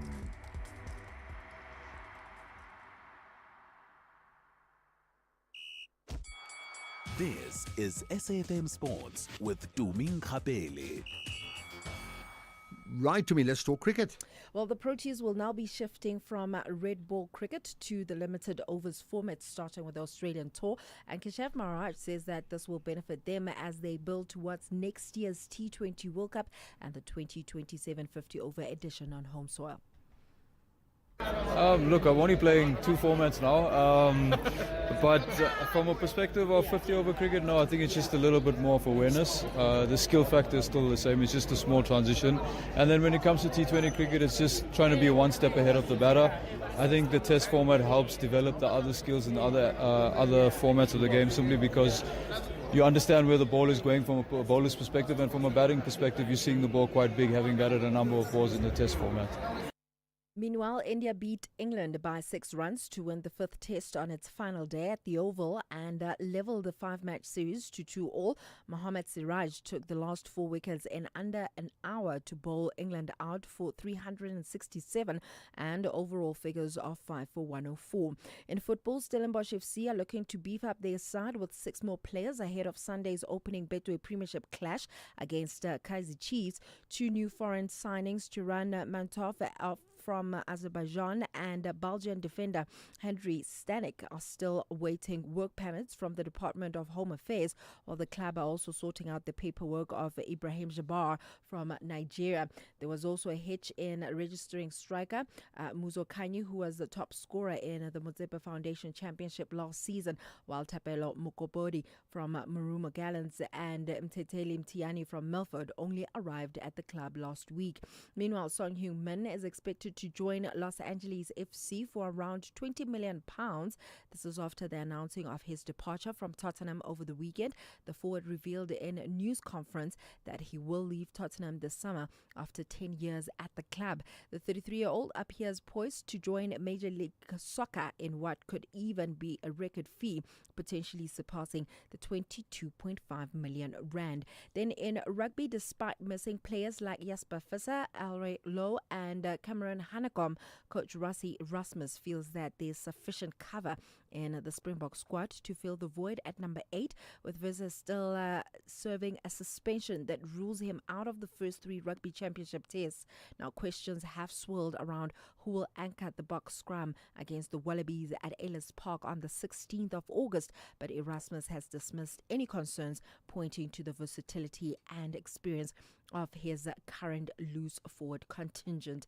Then 4-time Soweto Marathon winner Yvette van Zyl says that she is bracing for the worst as uncertainty continues to loom over this year's race due to leadership standoff. The Soweto Marathon Trust and newly established non-profit organization group are locked in a power struggle over the event's hosting rights, and van Zyl, who is eager to compete, says that she is working on a contingency plan in case the marathon is called off. Well, it's not looking good, the news that I see about Soweto, so it's debatable 50-50 if it's going on. So I'm making different plans, but if Soweto happens, I will definitely be there. Unfortunately, last year I had to miss it. I had to talk on the TV and not run, so that was really hard. If Soweto happens, I will really be gunning for it. But for now, I'm just focusing on getting speed back, and that's important to me because I missed almost more than a year now that I couldn't do 10Ks because I tore my hamstring last year. So I had really bad luck with injuries. But this year I'm back at last doing 10Ks again. This is my first 10K again. I did last one in June last year. So I'm excited just to be back and blow the lungs a bit and get the legs going. In tennis, Taylor Fritz battled into this morning before finally getting past Czech Jiří Hleča with a 7-6, 6-7 and a 7-6 win in 3 hours to reach the quarterfinals of the ATP Toronto Masters. Fritz delivered 2 aces in the final set tiebreaker on his way to the narrow win, moving into the last 8 as Hleča drove long. All right then, Ashraf, just looking at my weekend predictions. Oh, it's your prediction time, yeah? Yes. Go for it. I got it right with Pirates winning in the M10-8. I also got it right with Mamelodi Sundowns winning, thrashing Richards Bay. And then also I got it right with McLaren winning in the F1. I got it wrong with the Springbok women beating Black Ferns, and I was very happy to be wrong. And I really am very excited about how they're going to do in the Rugby World Cup. And then I also got it right with the Bulls beating the Sharks. Someone in studio actually last week was saying, "Are you sure the Bulls are going to beat the Sharks?" I'm like, I'd love this. Bulls, definitely. Of course. So 4 out of 5. 4. So that's 80%. Literally. Higher than the pass rate of 35%. Is it not 90%? You see now, maths was a No, I think it's 80%. All right, 4 out of 5 is 8 out of 10. 80%. Yeah. Yeah, I'll better be- than 35% pass rate. That I Way can tell you. better, way So better. well done to you. Keep up this job. I think you can moonlight, doing the predictions on a daily basis. Right? Yeah, absolutely. I'll be back again tomorrow. Ke nna tumeng kgapele, Modimo ke yo. SAFM, guiding you through the rush hour traffic. Good afternoon. Starting off in Gauteng, the N1 southbound in Soweto, slow moving towards the N17 Soweto exit. Main Reef Road eastbound in Industria has delays at Avon Street, and the N3 southbound queuing towards Geldenhuys interchange. In KZN, the N3 westbound in Pietermaritzburg has a crash reported after New England Road, and Chris Hani Road westbound slow moving at the N2 highway. In Cape Town, the N2 outbound, slow moving towards Spine Road. Main Road southbound in Strand is slow moving towards Broadway Boulevard, and Bosmansdam Road eastbound in Century City is where crash is reported at Rotanga Road. With your traffic update, I'm Irma G. This July, journey beyond the horizon with Chasing the Sun. 5 mesmerizing episodes every Sunday at 7:30 on SABC2 from 13 July to 10 August. Feel the thrill of the adventure, the power of discovery, and stories that light up the skies. Missed an episode? No worries. Stream anytime, anywhere on SABC Plus.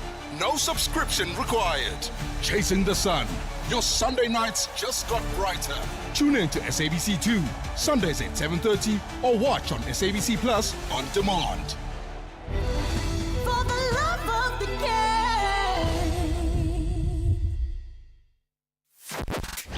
The Morning Brief. What do these recent cases tell us about, one, the systemic failures that occur in terms of the protection of children, but also how we respond when there's been a failure of that nature?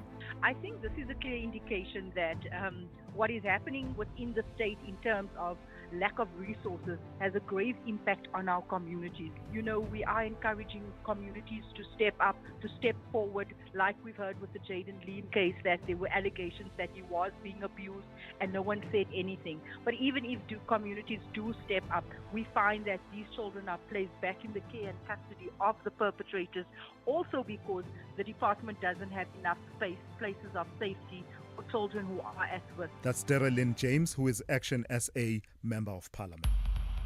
Tulasizwe Simelane on The Morning Brief. Economic news on SAFM. Facts and figures you can count on. Right, Jimmy Moyaha in the hot seat ahead of his show from 6 to 7. Jimmy, it's the tariff show, isn't it? Good morning, Ashraf. Good afternoon, rather. It certainly is the your tariff American show. time. I understand American time. Go for it. It does. It feels like it's the morning, especially when you've been keeping an eye on the markets, U.S. markets, getting into trade, Asian markets trading throughout the night. The tariff reactions have been felt across the board. If we look at some of the performances from that perspective, the Rand surprisingly eking out some gains, gaining some ground, and coming back below 18 Rand. Ahead of that tariff conversation, we were as high as 18 Rand 40. When I last had a look a little while ago, about 2 or 3 minutes ago, we were at 17 Rand 93 against the US dollar. So the Rand rebounding quite nicely. Equity markets seemingly finding some form of hope or some glimmer of hope amongst all of the tariff adjustments. Most of them finishing in the green today. The Nikkei in Tokyo, the only market finishing in the red, down 1.25%. Biggest gainer in Asian markets, the Hang Seng in Hong Kong was up 0.9%. European markets all in the green as well. Gains above 1% in the case of the DAX and the CAC 40, and the FTSE only up about 0.5%, but positive day nonetheless. US markets are 1.4% gains on the Nasdaq as of probably about 30 odd minutes ago. The S&P up more than 1% as well. Local markets, resource counters 4.6% to the upside, industrials 1.1%, financials up 0.5%. The all share as a result 1.6% in the green, the top 40 1.8% in the green. The oil price $69.14 a barrel. If we're looking at the OPEC announcement, we're going to take a look at how that supply output announcement is going to impact that oil price. But the gold price strengthening, $3,374 a fine ounce platinum, $1,350 palladium, $1,208 a fine ounce. And if we look at the currency side of it, the rand against the dollar, we've already taken a look at that, 17.93-ish. British pound, one British pound is 23 rand 83, 1 euro 20 rand and 75 cents. Anyone looking at a Bitcoin, $114,000 a Bitcoin, so still above 2 million rand, but only marginally so by about 57,000 rands there. In terms of what's coming up on the show today, we're going to be taking a look at those market movements. We're going to be specifically looking at how South Africa is responding to the US tariffs that have been imposed on South Africa. South Africa, interestingly enough, out of the African countries, was one of 3 countries, if I remember correctly, that didn't see a revision down on their tariff numbers. The likes of Lesotho, that were initially going to be tariffed at 50% come April, or as far back as April when the announcements were made, were only tariffed about 15%. So we're going to look at that. We're going to dig into what's happening in South Africa's case in particular, and then we're going to take a look at the response from National Treasury following last week's inflation comment by the South African Reserve Bank. National Treasury put out a press statement on Friday that you and I didn't get to chat about on a Friday, but they effectively said that the SARB is acting independently at this stage, and they distanced themselves from the conversation around anchoring inflation at a lower target. So that's going to be an interesting conversation to dig into. We're also going to dig into whether or not mining royalties should be increased. The MK party in Parliament has called for that, citing that we should be looking at providing taking greater mining royalties and petroleum royalties, to which the finance minister has rejected this particular call. We're going to dig into that. We're going to try and make sense of why the rejection and what we can do from that perspective, if anything. And then we're going to take a look at the long-term planning that comes with guaranteed annuities with the team at Momentum Wealth. And then we wrap up the show with a personal finance segment. We're going to be taking a look at the questions you need to ask before you retire. So that's what's coming up on the show. Pretty packed show, but by and large, a lot of the conversations are being tariff driven. We were looking at conversations around the likes of companies like Maersk Shipping, who have decided to close shipping routes directly from South Africa to the US, now meaning that shipping has to go via Europe to get to the US. We're going to look at these sorts of permutations and conversations and see how they affect the South African markets, South African exports, and more importantly, South African businesses. But that comes up just after 6. For now, Ashraf, back to you. All right, perfect. Thanks for that. You enjoy your show coming up shortly. But I will now talk to the National Pulse, the people that make up the National Pulse. I'll talk to you. This July, journey beyond the horizon with Chasing the Sun. 5 mesmerizing episodes every Sunday at 7:30 on SABC2 from 13 July to 10 August. Feel the thrill of the adventure, the power of discovery, and stories that light up the skies. Missed an episode? No worries. Stream anytime, anywhere on SABC Plus. No subscription required. Chasing the Sun. Your Sunday nights just got brighter. Tune in to SABC2, Sundays at 7:30, or watch on SABC Plus on demand. For the love of the game. If you think you cannot afford a lawyer, think again. Clientele Legal has made professional legal services affordable for you. Whether it's a civil, criminal, or labor-related matter, we have a nationwide panel of attorneys standing by to assist you. SMS SAFM to 32195. That's SAFM to 32195 and we'll call you back. Clientele General is a licensed non-life insurer and an authorized FSP. Standard rates and terms and conditions apply. X at SAFM Radio and at Ashraf Garda. So there's a message from Hussein from Durban. He's got a whole list of things that, well, he's saying terrible things are happening in South Africa, and then lists all the terrible things like, you know, world's best cricket team, best rugby team, best surfer, all this in 2025, and then saying, now add world champions of legends. He's talking cricket, of course, and saying, Ashraf, hi, we are the champions. We certainly are. We should play that We Are the Champions Queen song if we can. My point is taken, right. Hi, Ashraf, what is Our so-called government saying when they hear that foreigners are coming to South Africa and do illegal mining. I get angry when I hear that foreigners do that in our country by Tabang.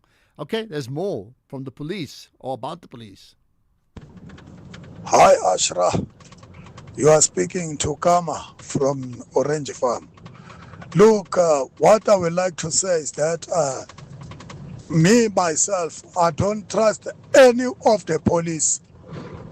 Anyone who's wearing South African police uniform is a criminal to me. Yeah, thank you. Anyone who wears a South African police uniform is a criminal. So anyone who does not wear a South African police uniform is not a criminal, including a criminal. That's my deduction of what you're just trying to say. I hope you can hear yourself properly. Yeah. Good afternoon, Ashraf. This is Edward from Cape Town. But what this guy is talking about, the target which is being given to JPA, DM officers, is the same as Cape Town, because Cape Town, they target 100 Uber cars every week. And if you multiply that by 8,000 fine, which is a car is supposed to pay after it has been impounded, then you can see the math. So it's everywhere. The fundraising is everywhere. It's here in Cape Town. It's there in Joburg. It's same everywhere. They call it fundraising, but it's not fun, isn't it? Fundraising is not fun. Not when they're taking your money. Ashraf and the SFM listener. Ashraf, you know what? About that thing of the, Metro Police and so on, traffic cops and so on. You just finding 3 people doing a roadblock there, but you can just see this is not like actually like, part of that roadblock. They just there to collecting money. And those people, they always get away with it. But here they could. You think they're like an ATM?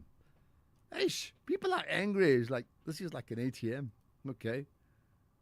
Here's another for the US. Hi, Ashraf. And then should people watch the local US channels, then they'll also see that Americans are unhappy about these trade deals because it's affecting their pockets as well. So a local supplier, for instance, in the US says that if she imports something, then she's got to pay that cost. And then the import duty and all those things, if it's a raw material, at the end of the day, her business comes to a standstill because nobody has the money to foot that bill. Well, thanks for bringing it up. And I think you're right there. So it's not like everything is available only in the USA, keeping in mind that it's not just South Africa's tariffs that are going up 30%. There are many other countries too, which actually means that whatever's not made in the USA, if you as a business want to find a unique selling point, you're not going to be able to do so. In America, that is, because your prices are high. So where do you go next? Can you see where this goes? Hi, Ashraf. The Minister of International Relations and Cooperation, Lamola, he is inexperienced. He's political naive. This portfolio is very big for himself just because he don't know how to communicate. He's just blaming another institution or other party out of ANC failures. Therefore, that's not supposed to be like that. My name is Les. Les, well, say you're saying he doesn't know how to communicate. I think he's a pretty good communicator, but it's not easy with international relations and negotiating with different countries. It really can't be easy. But then who is a good communicator? I mean, you tell me.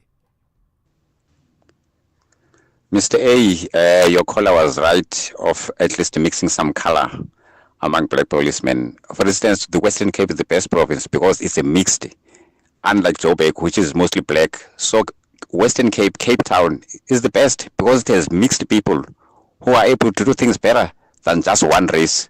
Thank you, Pastor Cape Town. Thank you. Well, there you are. The call for diversity. Here's another. Good day, Ashraf. I would like to remain anonymous. Hey, that guy was just sending you a voice note about the police liking cool drink. Oh, it just happened to me now where the guy, not gonna say where, but I just had to buy a cool drink.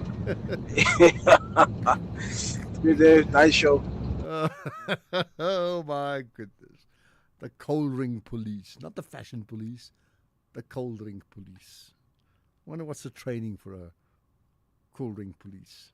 Here's another. Hi, Ashraf. This is Nati from Cape Town. With regards to the traffic fines, man, why don't that DA member tell you what's happening here in Cape Town? Because I believe it's also the same here in Cape Town. The way the taxis are being impounded, they are targeted. Everybody knows that. You can even ask the Santago guys, they will tell you that. Thank you. Well, there you are. Listen, still time to take more calls. So if you're up for it, call in now, 086 000 2032. And you can raise any of the issues that we've already spoken about. So get it off your chest. But also you can WhatsApp, as you are doing right now, 0614 104 107. Don't just talk about the cold ring police. You can talk about other things too. Goodness, man.